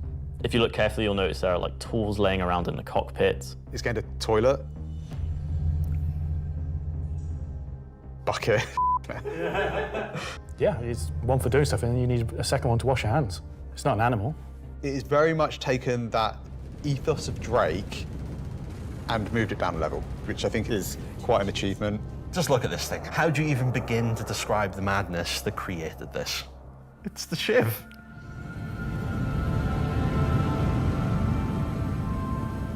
This is something new and different for Star Citizen. Where did it come from? I'm not going to answer that. Just Nope. nothing. No comment. Gray goes to places and talks to people. I mean, you know, there are just many ways to find these things that, you know, I mean, are they legitimate, you know, manufacturers? No. Are they operating on the right side of the law? Maybe not, but, you know, money's money. Does Gray have a motto, an ethos to live by? It probably comes down to, don't ask where I got it, don't ask how we got it. Don't worry about it. Just ask if you want it. I think the Shiv is for someone that is looking for something a bit different, a bit away from the norm, that just wants something that's unique. It's definitely for people who like a rustic aesthetic. It's a fun ship, but it's also really strong, to be honest, and it's absolutely a statement. I'm happy with the 3 ship offerings. They are obviously very combat heavy. There's something we wouldn't normally release all at once, but honestly, all of them are a different statement and they're all cool. As always, super excited to release these ships into the game and just see how players react and play with them. It's always fun to see the quirks and the shenanigans that people get up to with them. So that's Talkin Ship for another year. So. Yeah, you gotta do the thing with Lexi. Talkin Weapons. So I've just been informed that we have to do a bit of a timeshare agreement this year, so we have to throw it over to Alexi for Talkin Weapons, which is an extremely original name.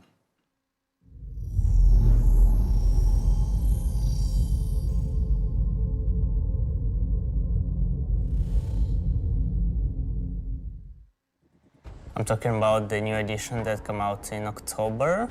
The non-weapons are essentially the weapons that does not have a manufacturer, the weapons that you can think of that were made by space pirates. Gray sells whatever he can sell. Sometimes he gets his hands on some weapons that come from unknown origins. He will sell things that no company in their right mind would ever make.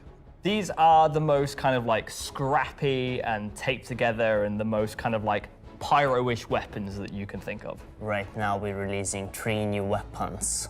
Rocket launcher, the LMG, and the long-awaited Space AK. I think this is the one that not only is the most in demand, but I've been politely badgered about the most. It's a fun rifle that basically fires energy and ballistic in sequence. So your first shot will be your ballistic, your second shot will be the energy. You'll see on the top of the art, there is a bolt that cycles the rounds, and that goes off with the ballistic shot, but it does not go off with the energy shot. And that is just like a really fun way of making a weapon work in kind of like a scrappy, glued together kind of aesthetic. The LMG, this thing is a really fun, slow-firing, hard-hitting beast.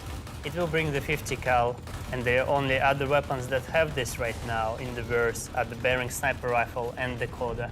Honestly, if you even get hit by one, you just instant tier 1 injury, back to medical. Are you even trying anymore? You know what? We made all these really complicated fancy guns, and some people just want, I want a slow firing rifle. Give me a scrap together box that fires the biggest thing you can possibly find.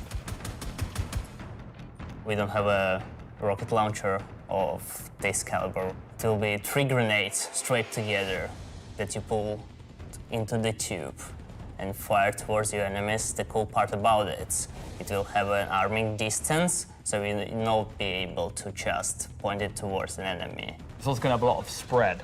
So essentially, you're going to have to get very close with your launcher to be able to blow up ships with a single payload in it. You can't actually aim with the apparatus, because if you've got the tube on your shoulder and you try to aim it, you'd have to physically put the tube in your head. So we were like, oh, we can't have an aim apparatus for this. And then we realized, like, it's in the spirit of being a tube that you can't use the aiming apparatus, and you just kind of like, all right, I think that's the middle of the screen, I'm gonna hit it. It's in the spirit of being a tube.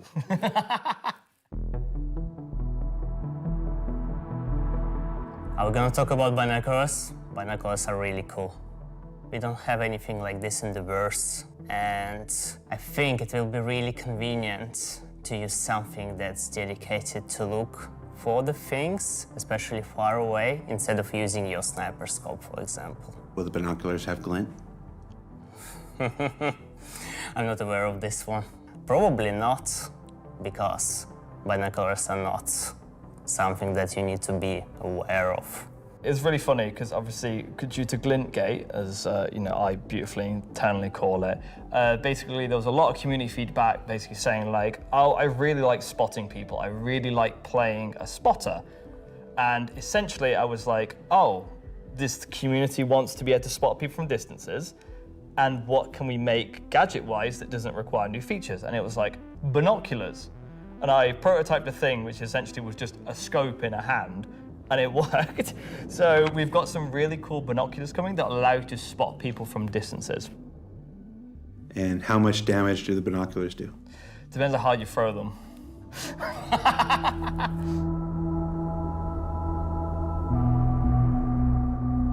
Thanks, Alexei and Zach. That's the end of this segment for this year. So that's Talking Ship and Weapons, unless anyone else is going to come and tell me something else. It's been an exciting year, and I think the next year of ships is going to be even more exciting and expansive than this year.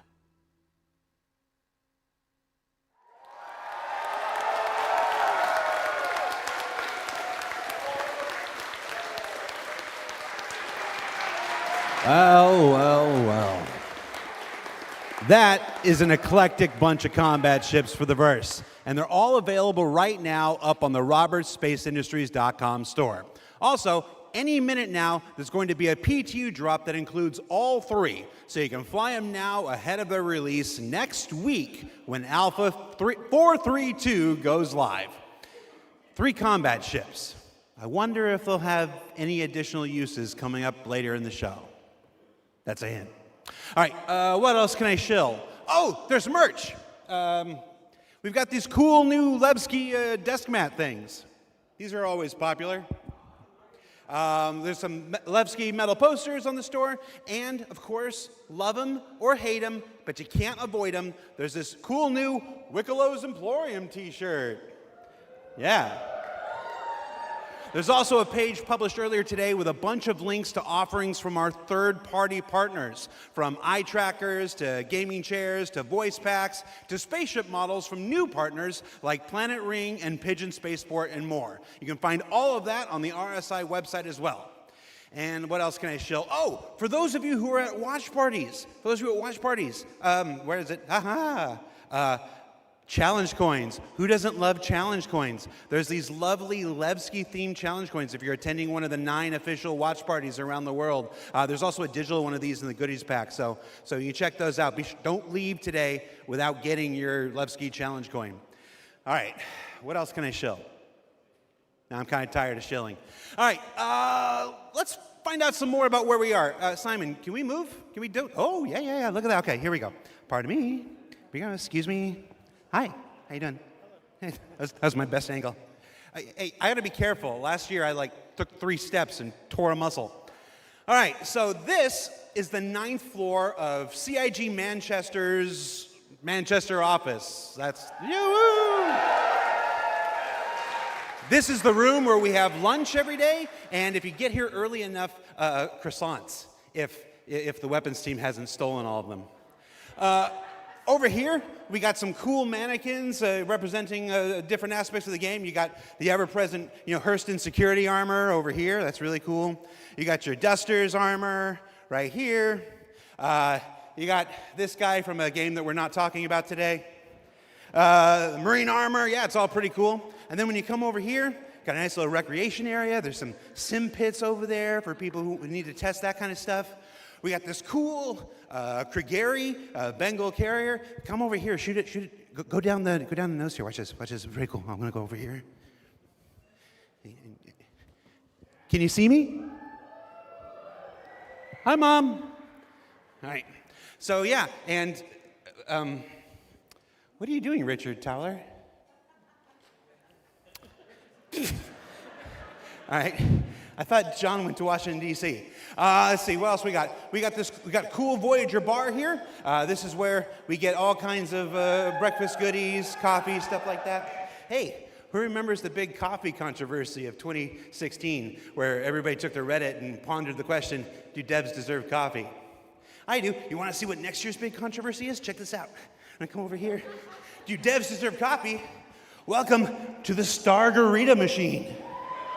Yeah.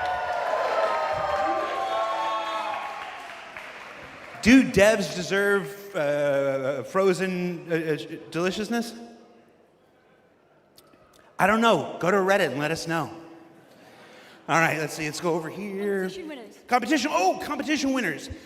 We have the list of competition winners. Can we put that on the screen? Yeah, sorry, competition winners. Remember the competition for the CitizenCon winners? The people made the videos, and we gave them a Kruger L21 Wolf.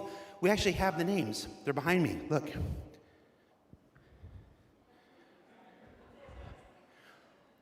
Oh. All right, that's cool. Also, everybody's got food. Do I have food here? Oh, somebody's supposed to save me pizza. All right, so we got, oh, you guys saved me a lot of pizza. Let's see, there's like 3 different kinds of pizza here. What if we just combine them into like a challenger situation here?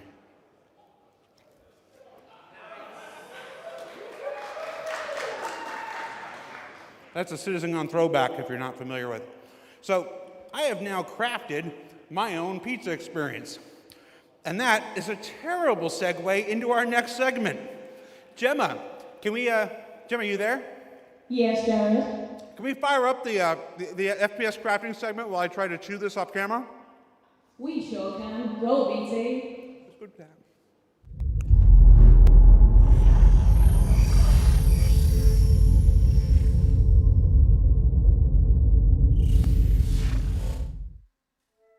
Star Citizen, at its heart, will always be an enormous sandbox experience where you can set out to tackle the universe in whatever ways you want. But that doesn't mean we can't shape parts of the universe here and there to better suit our needs. That goes for both you and us. Let's start this part of the show with a look at how crafting is going to change everything from resource gathering, refining, and even combat when it comes online in the next few months. First version of crafting is going to be quite small in scale. We're going to use it as a kind of a concentrated effort to allow the players to experience the initial UI, the flow of gathering materials that have different quality, and using those to craft items which are better than what they have currently in the game. The first version is going to be primarily FPS items that you can craft, weapons and armor. For Star Citizen, crafting is our primary progression mechanic. Star Citizen isn't your standard MMO. We don't have levels. We have ships, we have gear, we have things that you create in the world, you perfect, you research, you improve.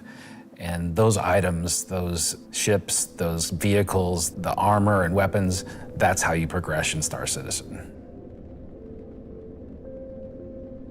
Crafting isn't just a progression mechanic for creating new items. It's also a fundamental change to how we handle resources in the game.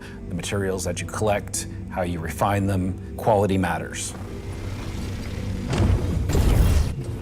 Crafting the weapons, you'll be able to have some quality materials to influence the item stats on those weapons. It'll be somewhat random, potentially weighted on the location of the material. Some will have a higher chance of higher quality.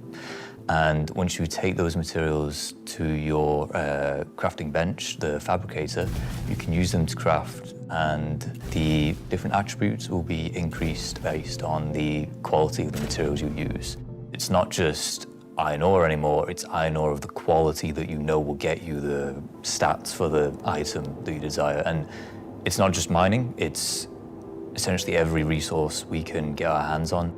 To support this, we also need major changes to inventory so that all of these new resources that you're collecting, you can see what you have, you can order it better, you can understand what you have in your inventory. We won't have the new refining crafting system yet. We'll be using the existing ones. Those will pass the quality through into the refined materials, which you can then take to your crafting machine and start making your personal items. Once you have your blueprint and your quality materials that you've refined, then you can put them together on the item fabricator. This will be pretty much what we showed in last year's CitizenCon, with the UI letting you assign your quality resources to different aspects of the item. Once you're happy with what you see on the preview, you'll be able to click to craft, and it'll get queued up, and your result will be produced sometime later. You'll be able to get the new crafting machine from shops in most landing zones. You'll be able to bring it up on your freight elevator and use it in your personal hangar, or tractor beam it around and stick it on a ship if you want to use it from there. There'll be a small amount of blueprints you get credited to your account just to test and mess around, but the vast majority of them will be earned through missions, and then you can use that blueprint to craft the item that it is that you've got the blueprint for. So it should be a good reason to go and test all the different various missions in the game. The advantage of crafting your own items is that they'll be better than anything that you could buy from shops.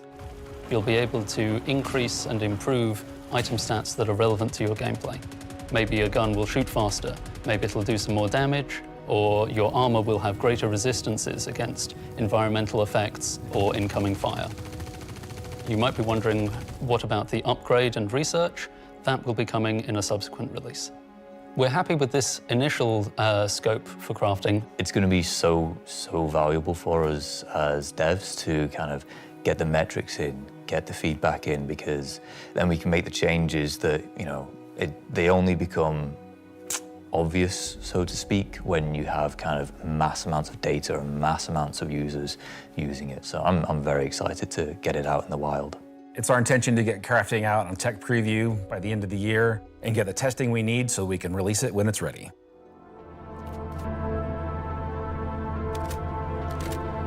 So that's one way you'll be crafting your own experiences in the Star Citizen universe. But what about us? Where do we get to hone in and craft a bespoke experience here and there, specifically tailored to individual or small group play? Well, that's where instancing comes in. And I'm going to let Benji tell you a little bit more. We're bringing instancing to Star Citizen in 2026. Why are we doing it, and how will it work? So if you've played any content in 2025 in Star Citizen, you know that most of these areas were in actual PvP zones where other players could interfere. Instancing is a means to create an environment where designers can create tailored content that's tuned to a specific group size, but it is also protected from outside interference. It's not to say that we don't love PvP. I'm a PvP guy. PvP me, bro. But like most MMOs, a good balance between a dangerous overworld and a protected instances is needed.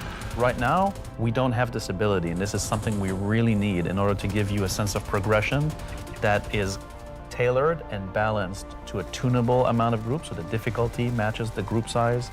There's a beginning and an end. It doesn't mean that that doesn't fit in our overworld strategy, meaning getting to the instance is dangerous, exiting the instance is dangerous, or can be interfered with others. But at least when you're playing the content, we can actually make something that's curated for one experience. So before anybody says this is only a PvE thing, this technology can also be applied to unlock curated PvP experiences that are as seamless as the PvE ones. So it's not about one thing or the other. It's really about unlocking developers' ability to create curated content. So that said, how will it work?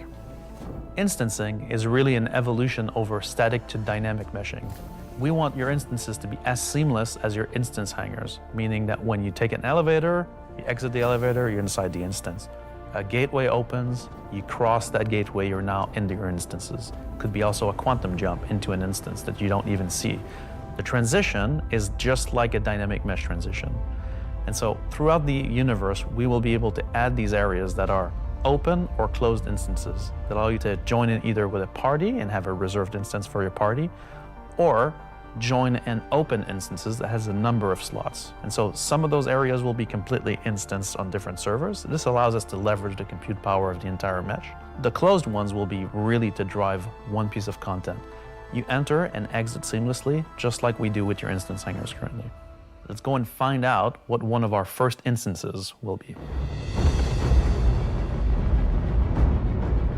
Siege of Orison was an event we did previously, which created a gameplay scenario where the player had to run through and progress through contested islands of Orison. This was a high-paced, high-intensity event, but it struggled a little bit from its technical execution. But now with the introduction of instancing, it gives us an opportunity to evolve it and modify it and make it better for you and a small group to work through that activity. It is an event that I had the honor of pretty much solely designing and building all of the logic and having the stress of trying to get it working. Agent Dooley from the CDF puts the call out for volunteers because basically the Nine Tails have taken over sort of a cluster of floating platforms in Orison. And you are there to kill these sort of lieutenants of this terrorist organization and take back control. So in our current thinking, Siege of Orison is designed for about 15 to 20 people fire team. So you, your friends, or your org will go in, you'll all have sort of dedicated roles. Some of you might be the tank who brings in the heavy weapons and sort of pulls the fire.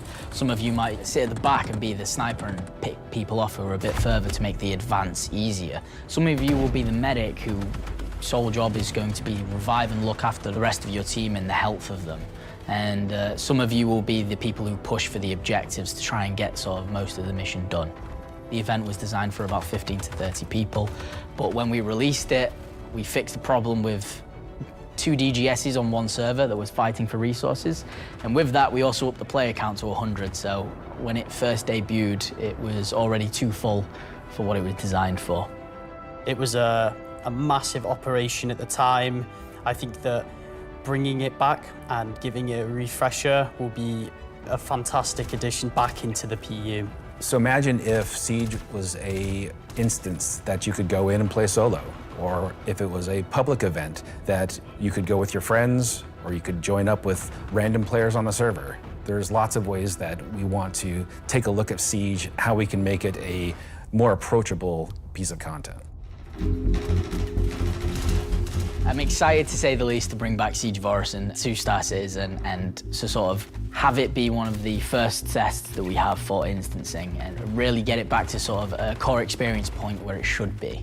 So while the next season is quite heavily focused on Nyx, I'm also very happy that we're not really ignoring our other 2 systems of Standard and Pyro, and we're going back there and we're sort of improving and expanding on the player's life in those 2 systems as well.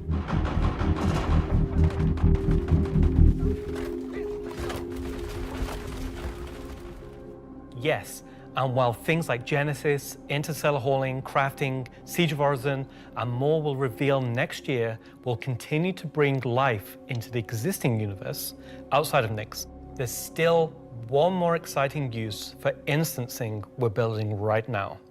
It's an earlier look than normal, and some of it is still in white box, but we're excited to share the first look at a major content release of 2026, and what it means for progression-based gameplay. As an evolution of our Building Interior initiative, you won't discover it by accident, because when it's complete, it will be found deep within the heart of Levski itself. This is the Municipal Works.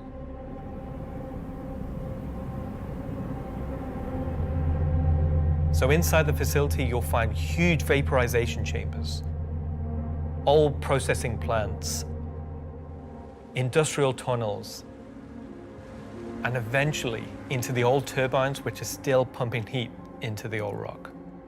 So this is the true history of Levski. This is a place where you won't see in Lorville, you won't see in I-18 or the other landing zone. It's the pure basis of Levski. You will have, of course, metal and tunnels and more structural plays, but you will also see a lot of rock and cave. So it's not a place you go to take vacation. It's really a place you go to fix stuff.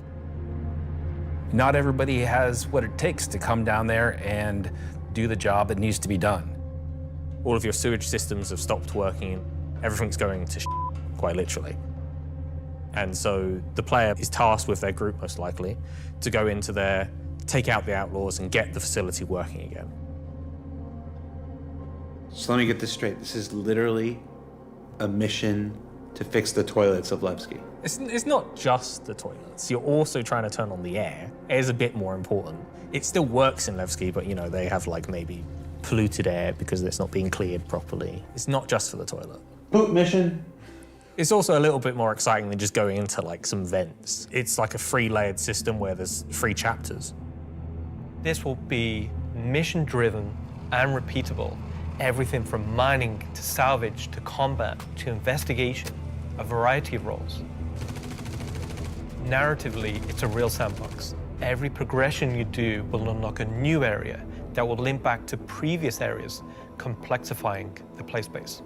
We've been wanting to have more gameplay around landing zones for a long time. Now that we have instancing tech coming online, that allows us to do something that provides really cool gameplay close to a landing zone. With the missions, that's what will create different overlays or change the spaces or change the progression, but it'll be the instancing which will enable us to create tailored content to you and your group. So you're going to be able to play a part of it, make your progress, and then log off. And then the next time you come online, you'll be able to pick up where you left off.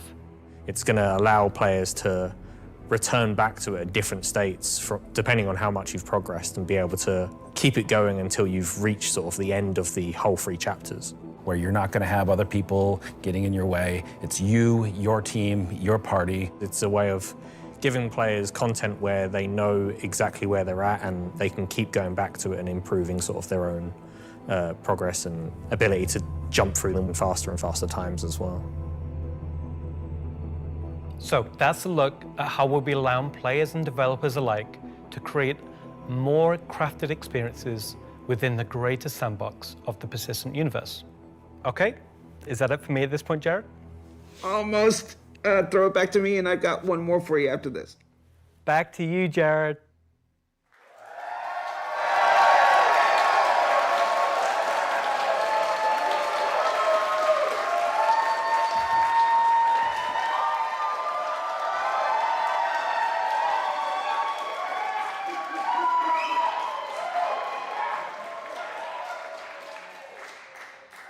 Everybody's really excited about the year ahead. So that's a brief look at some of the ways in which we're allowing you and our developers to craft a more curated Star Citizen experience.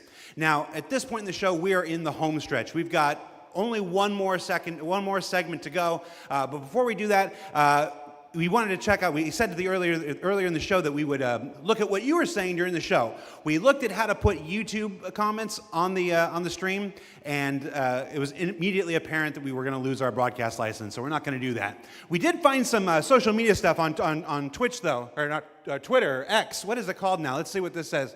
Let's see. We've got Welcome Back Levski from, I'm not wearing my glasses. Oh, no. Oh, time to suit up. Let's go get him, says Ubu. I really should have worn my glasses. Cue the bagpipes. That's the other game, Charlie Oscar. Let's see. Nice to see you live, Jared. Mom? Let's see. First Citizen Con after playing for almost a decade in Austin. Oh, nice. Straight out of Klesher, back to the Hex. Photos from Leicestershire. How do you say it? Is that Leicestershire? Leicester? Leicester? I've only been in the UK for 3.5 years. At San Jose Bar Citizen Watch Party. Oh, somebody created a lovely Vandal mask there. Sean Tracy, can we get that in game? Just that, exactly. Just scan that, put that in game. All right, so that's a few reactions we're seeing on social media right now. Before we get to our big finale, or the thing we're going to wrap up the show with today, I did want to talk a little bit about big CitizenCon versus digital CitizenCon versus what we're doing today, which is CitizenCon Direct.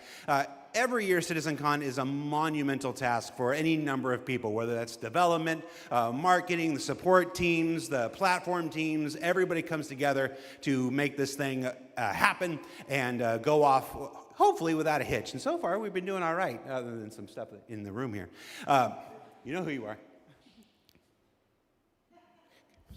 They had to know. But doing CitizenCon is not always the easiest thing for our developers. You might not assume this, but most game developers are not social butterflies. They tend to like to sit quietly in the dark at their computers, like little goblins, and just make digital virtual worlds like this. And then I come in all happy and like, hey, you want to be on video? And they're like, no. And I'm like, it's in your contract. And they're like, oh, yeah. So we thought, we usually do it behind the scenes afterwards, but we thought we'd do a little bit of it here. The folks in the editorial department put together a brief montage of some of the more candid moments from the filming of CitizenCon over the last couple of weeks, so we're going to spend 2 minutes and take a look at that. Let's see what they put together. How many CitizenCons have you performed in now? Performed? Just the one. Nope, my first one. One last year. 2. A few. 8 or 9? Maybe 9 or 10? Never. Man, I don't know, man. Did you like doing it? Yes, I was completely terrified. It was good, a bit stressful. The first live one, I was a mess. Weird combination of going from insane highs to insane lows. Live ones. Because? It's over. The live ones are pretty special. Pre-samp's always fun, but the live events are special, aren't they? Remember we were at that weird crack house in Anco's? Right. I like the live ones. Oh, I mean, I love these digital ones. These are the best. Every time I've done it, it has been a digital one, and I'd like to do one on stage. Is it because you have a restraining order against you, or? Didn't know if I was going to be sick, if I was going to lose my stomach. How hard is it to keep your eyes open on stage? That's not a problem with the lights. They're kind of, I'm realizing through this sentence that I'm closing my eyes as I speak. Do I do that a lot? I am a very shy individual, so this is me just trying to get out of my shell. Getting the crowd to react to the ideas that we've been working on for so long. We can react. Watch. Everybody. Yay! Yay! I can feel your passion from here. Cut the camera. Counting you down in like 30 seconds. I'm like, do I stand up? Do I sit down? Do I drink? Do I not? Do I talk? This will be the best one yet. That's right. Because it's nice and short. Is this all supposed to be usable content? Because I could be different. No. Of all your nicknames, why is Moist Master your favorite? I think you mean least favorite, and because it has the word moist in it. I mean, come on. We'll give you a new nickname by the end of this. Sounds good. Could do All with right. one. Let's get started.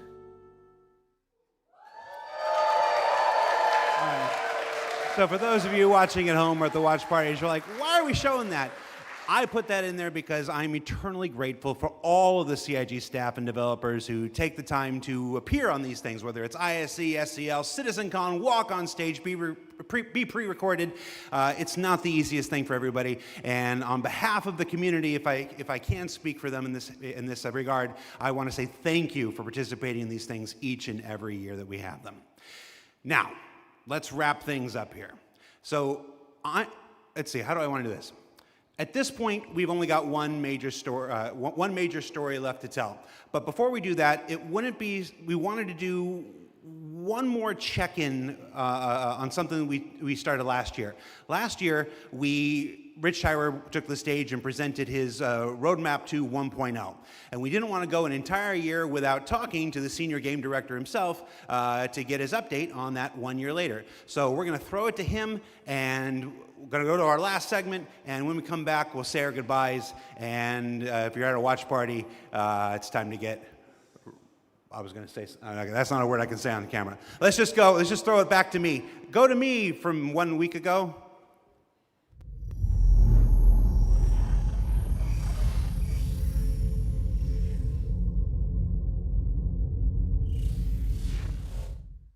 Last year, Senior Game Director Rich Tyrer took to the stage and revealed our plan for 1.0. Now, before we end this year's CitizenCon Direct, we wanted to take a few moments and follow up on that reveal from last year, to do as we've done today and look at the year ahead. So, Rich, thanks for taking the time to join us. Well, you're welcome. All right, so we're going to jump right into it. Everybody knows the only constant in game development is change. So I'm going to ask you outright, what's changed about the road to 1.0? Well, fortunately nothing. It still remains our North Star. The team is busy working towards that goal in the background, and every patch this year has moved us towards that goal. And if you haven't watched the Star Citizen 1.0 presentation from last year, I highly recommend you do so, because everything in it is still relevant as of today. You mentioned every patch this year has moved us towards that goal, so I want to dig deeper into that. We've done, at this point, 9 releases in this year, more than any year prior. How does each one of these not just sit as their own moment in time, but move us forward on this road to 1.0? Well, last year I discussed the framework of 1.0, how all those complex systems can tie together. And one of the core aspects of that was the main story, which became the spine of the universe, which brought all of the locations, mission givers, guilds, and all the different areas of the game to the players. Now, what I didn't talk about from last year was all of the content that was going to support that framework, add the flesh to the bones, should we say.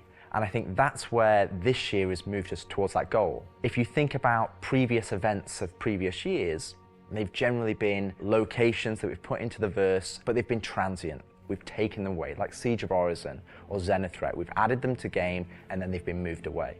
And I think with the addition of the patches this year, when you look at the Hathor facilities, Onyx facility, these are permanent additions to the world that not only have their own story, as when we release them with the patches, but they'll also become points of interest and areas that the larger 1.0 narrative will utilize. Since we're on story, I'm going to stay with this here. Since we launched the PU back in 2015, it's always been this sandbox where players can do what they want. They can bring their own story to the verse, and that'll never change.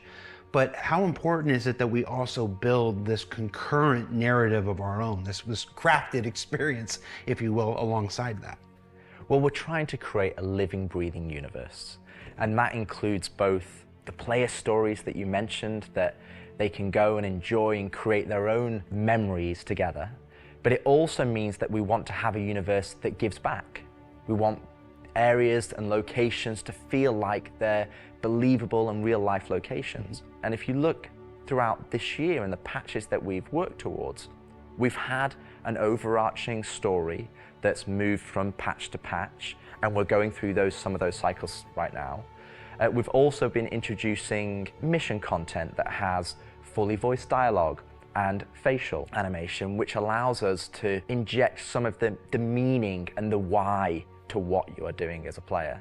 And I think story is integral to Star Citizen as a connective tissue that ties all of these different complex systems together, because it takes players on that journey throughout the game. To see this big turn this year to start injecting story into the verse, I think people are really responding to it. So everybody knows, and you mentioned just now, that this year we changed a whole lot about how we operate and how we release things. How do you think that's gone? I think it's gone very well. I think if the mantra that I've always been pushing this year at the beginning of January was patch always goes. And I think this year has seen a different development strategy for how we've been moving the game forward. That's where this different strategy has allowed us to really take a wider approach. And we also have to remember that Star Citizen is played by tens of thousands of players every day. And while we have lofty future goals, we still have to make decisions right now that make the game fun for the people that are playing it all the time, playing it as their daily game. If you look at previous years, we've had to hold a patch back, we've had to make concessions, mainly due to around a feature may not have been ready or right to go into there. There were 3 months, 4 months, sometimes 5 months between patches. Exactly, and I don't think that's good for anybody. I don't think it's good for the players. I don't think it's good for the development team. I think it's better to have regular cadence of drops. One good example is this year for A Line of Mine. People probably don't know, but A Line of Mine, when you turned on the laser, it was actually supposed to reveal the sandworm This Valakar. and I played it, and it didn't hit the quality that I wanted to go into the game.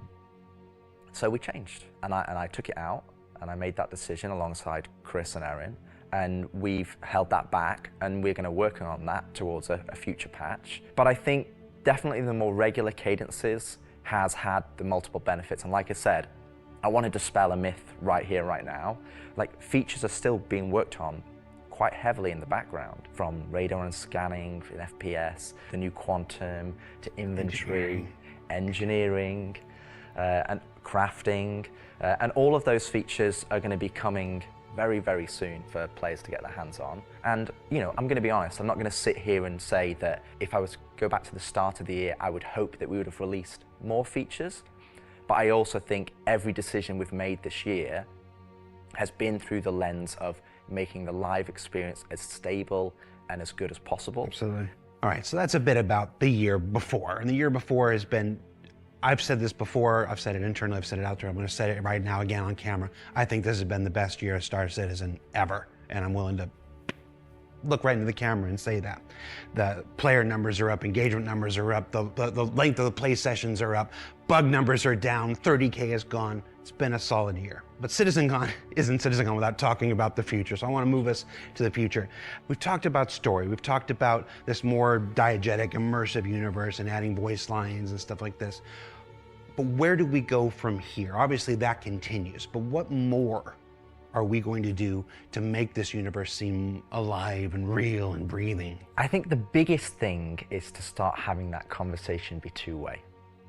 So if you think about this year, like you mentioned, we've been having fully voiced NPCs, but a lot of those missions and those NPCs, they're talking to you, they're talking at you. Right. You don't get to talk back to them. Now, obviously, you get to interact with them through your actions, you get to go and do their mission, and you get to move that along, and then they talk to you again. But it's a one-way conversation. We're missing that conversation wheel. Exactly. The next part would be physical mission givers. That's something that we're going to be working towards very soon, with Battaglia being the first one coming back in the verse. And just to be clear, we will be bringing all the mission givers eventually back, and we want them to be an integral part of the verse and the story that players go and enjoy. We want the locations to be brought to life, and as we mentioned last year, we want to have interactive scenes that you can go and be part of. And obviously the full end goal is towards, you know, to have cinematic stories in the game, and that is what we're going to be pushing towards. Everything we do, every decision we make is through the lens of moving us closer to 1.0. It might sometimes be difficult to see why those decisions have been made at the time they've been made, but rest assured that Star Citizen 1.0 is still our North Star. That's what we're still aiming towards, and that's what we're going to be moving forward with every patch next year as well. And remembering when mission givers were first introduced, they sometimes became a bottleneck.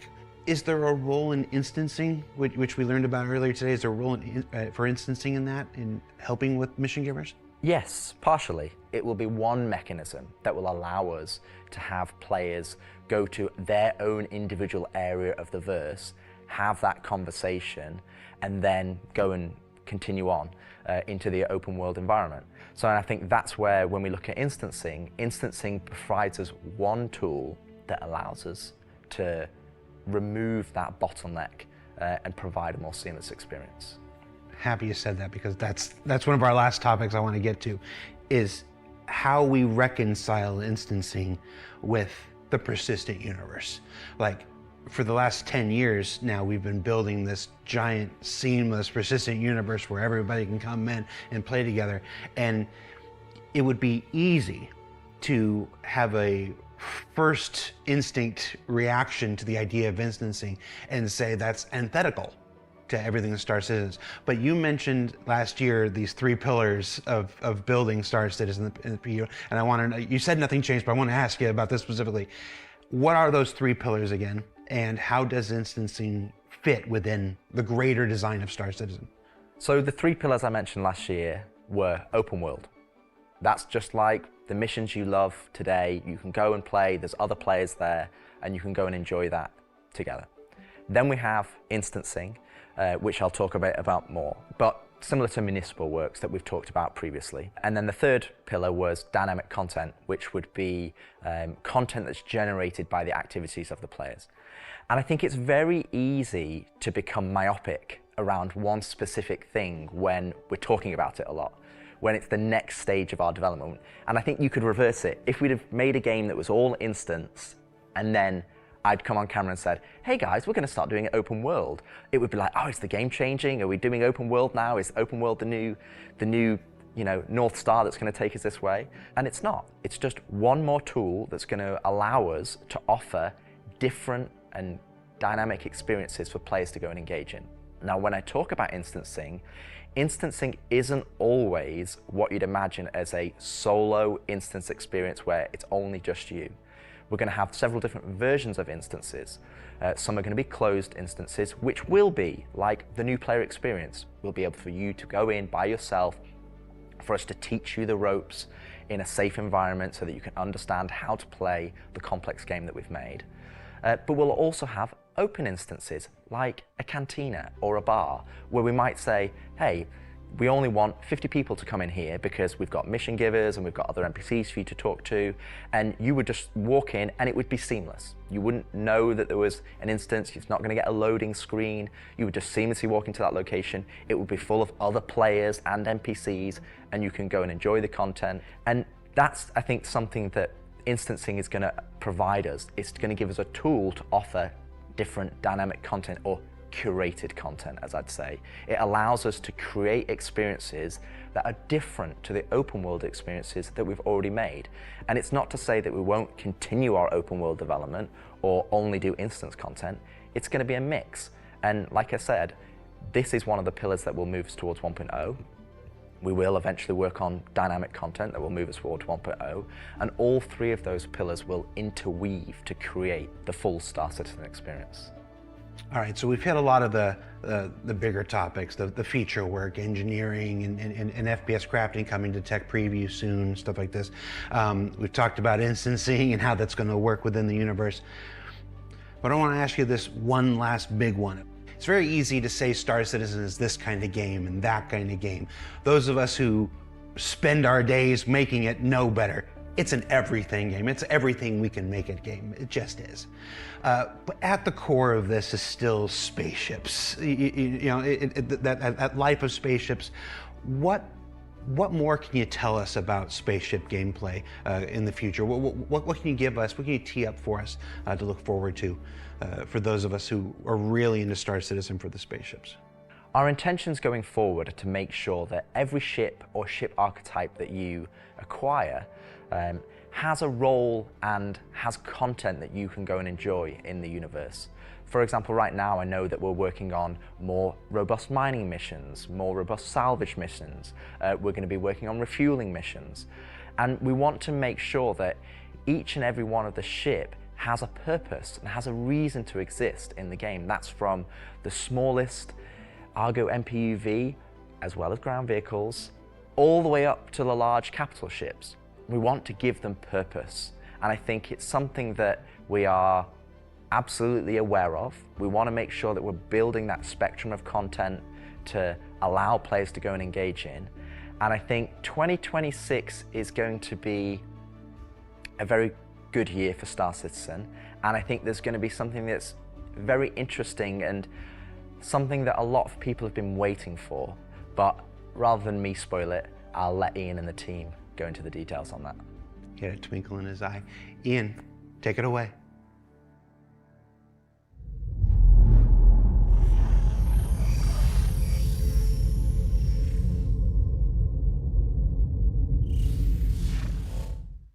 So the persistent universe has existed for over 10 years now. During that time, we've created lots of gameplay systems, we've added hundreds of locations, we've added lots of mission activities for different purposes: combat, cargo, mining, salvaging. But for combat ships, the only thing you've been able to do is fight other combat ships.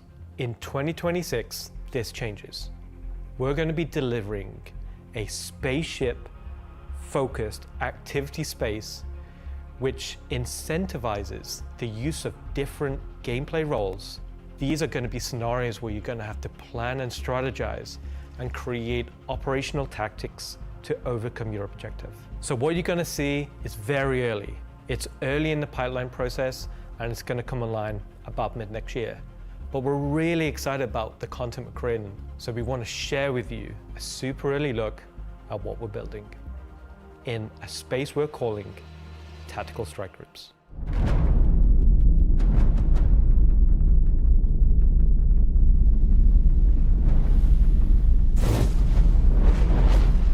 The People's Alliance are still trying to get to the bottom of what this new faction is really doing in the Nyx system. They've sent a capital ship to check out a station and run into more than they can take care of themselves. Unfortunately, that team came under attack and members of their groups were taken hostage. Now they've reached out to Intersec, who've reached out to you to help recover the pilot. Of course, it's unwise to do this alone, so you'll need to put a team together to attack the station. When you arrive, you will have this big asteroid, kind of broken asteroid, and on this you will have this space where you will find 3 big arms. You will see in the middle, you will have this big energy core.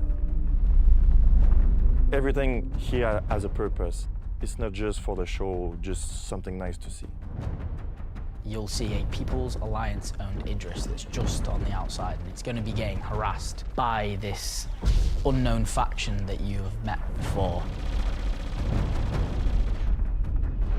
So your first objective here is to clear out the ships. There'll be waves of these ships, so this is where you want your light or your medium or your heavy fighters, whichever playstyle you prefer.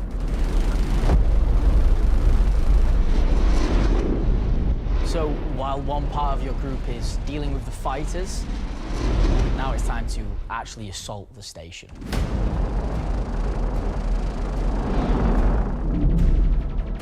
This station has been outfitted to resist all of the obvious way of attacks.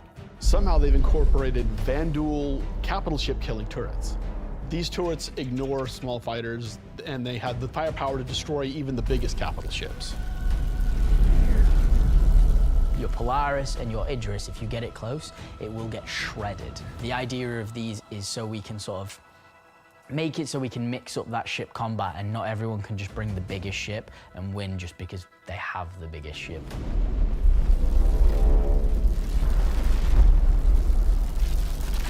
You have to send out your best pilots to navigate the superstructure and take down anything that may damage your bigger ships.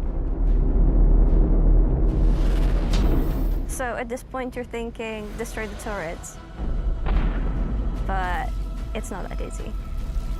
This turret has shields that you've never seen before. It won't take any kind of damage.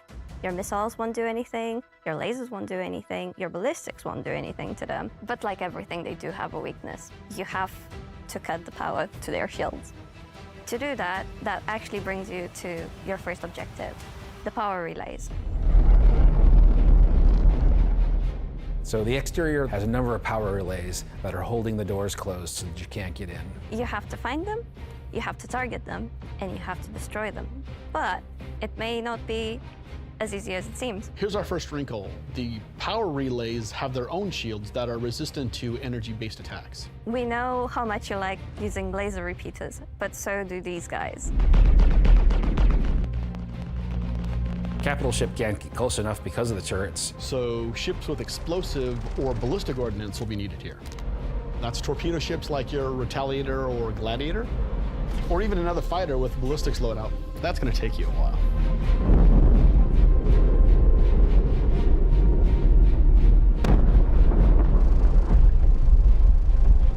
Once the power relays have been taken down, the station opens up. And this is where things get really cool. Now it's time for you to fly your ship inside the station. Yeah, you, in your ship, fly into the superstructure of this station. How cool is that? I feel like this is a proud dad moment. Thank you, Jared. We're just gonna call it what it is. It's a trench run. Trench run.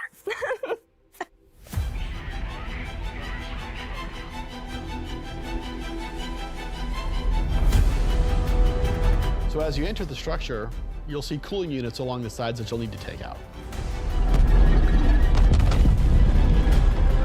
There's 3 arms to the station that have these trenches. You'll fly into one, and then there'll be a core in the center, and then you'll move out another trench. You're either gonna do it multiple times, or you need to bring friends.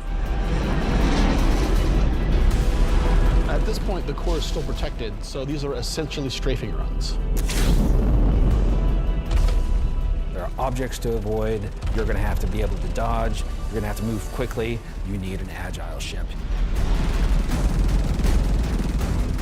Because the shield generator that you're targeting is emitting lots of distortion damage. So once the cooling units are out, that exposes the core to overheat, which means that you can attack it from the inside and also from exhaust ports on the outside of the station. This core is armored and just takes a whole lot of damage.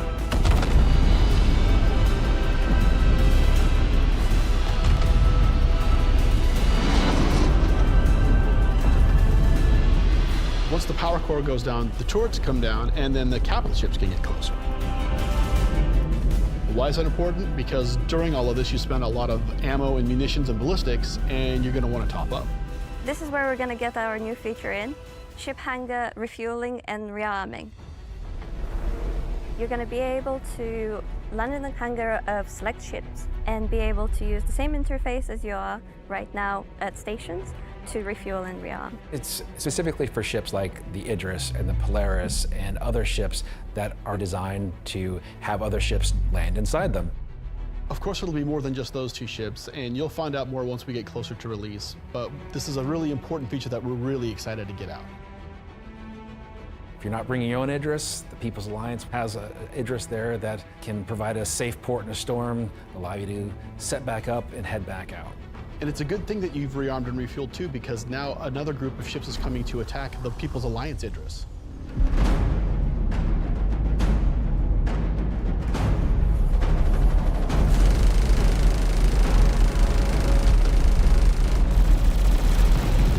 So while the fighters are protecting the Idris, what's happening at the station? Well, that's where the dropships come in. Now you've got to take a fire team in. You've got to land, you've got to fight through an onslaught of FPS enemies that belong to this unknown faction, and you've got to open a hangar door which will allow you to release captives from the station.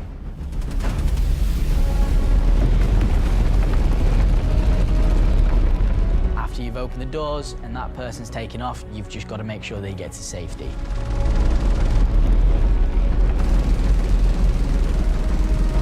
So at this point, all of this sounds pretty simple, but there's an additional complication. So up until this point, it's just been you versus the enemies in the station. But the enemies in the station have their own enemies.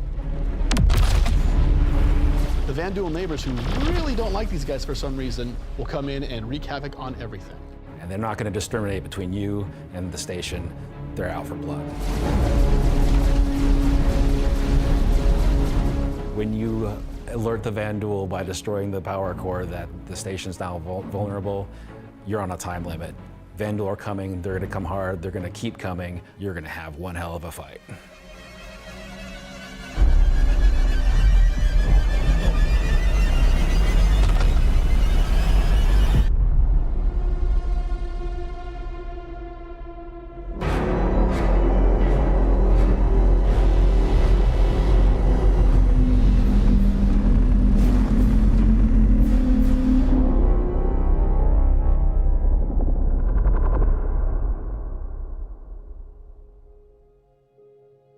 Tactical strike groups. I'm personally so invested in this. So throughout 2025, we created a variety of content. Some of it was very focused on FPS combat. So personally, driving a more vehicle-based experience was very important to me. This is a defining statement that I want to do in 2026. We're a spaceship game. There are prized possessions. They're the objects we fall in love with. This is the content we want to create, which creates scenarios and roles for you to use those spaceships. We won't get to all roles initially, but we should see this as a landmark, a position where we can see a gameplay space which incentivizes the use of different ships and scenarios to clear objectives and complete missions in a variety of roles. And in the future, we can use this to expand on. So I hope you're all just as excited as I am for tactical strike groups. They're going to be fantastic.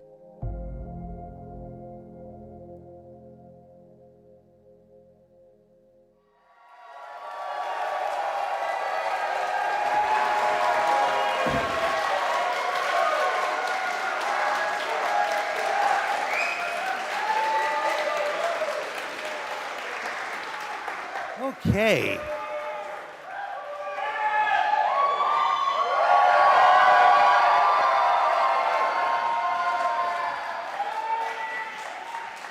Why do you still have the puppet? John, come home.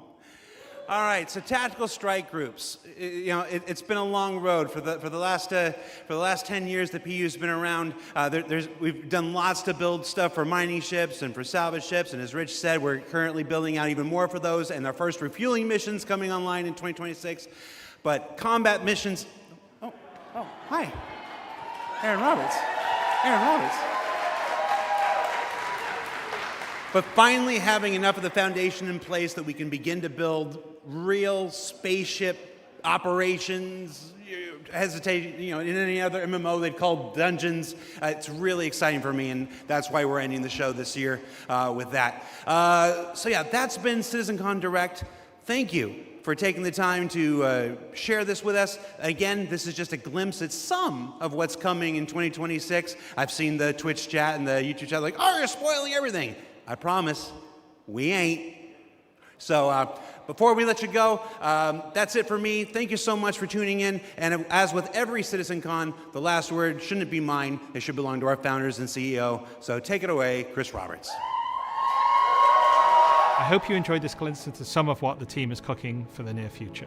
Of course, we're not going to spoil everything that's currently in progress, and many features we haven't discussed today are in active development, like base building, social, and trade tools that are very much a priority. These, along with bringing the final polished features from Squadron 42 into the persistent universe, will make next year the most exciting yet for Star Citizen.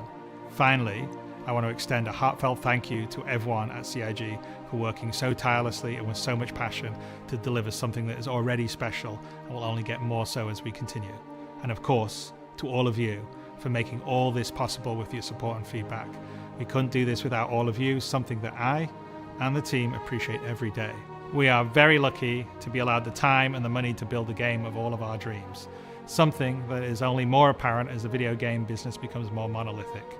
We are one of the few large independents left standing, and there is no way we would be allowed to dream as big as we are on an original game and take the time to achieve that dream if we were part or funded by any of the few remaining mega game companies. So thank you, and I look forward to seeing you all in the verse this coming year.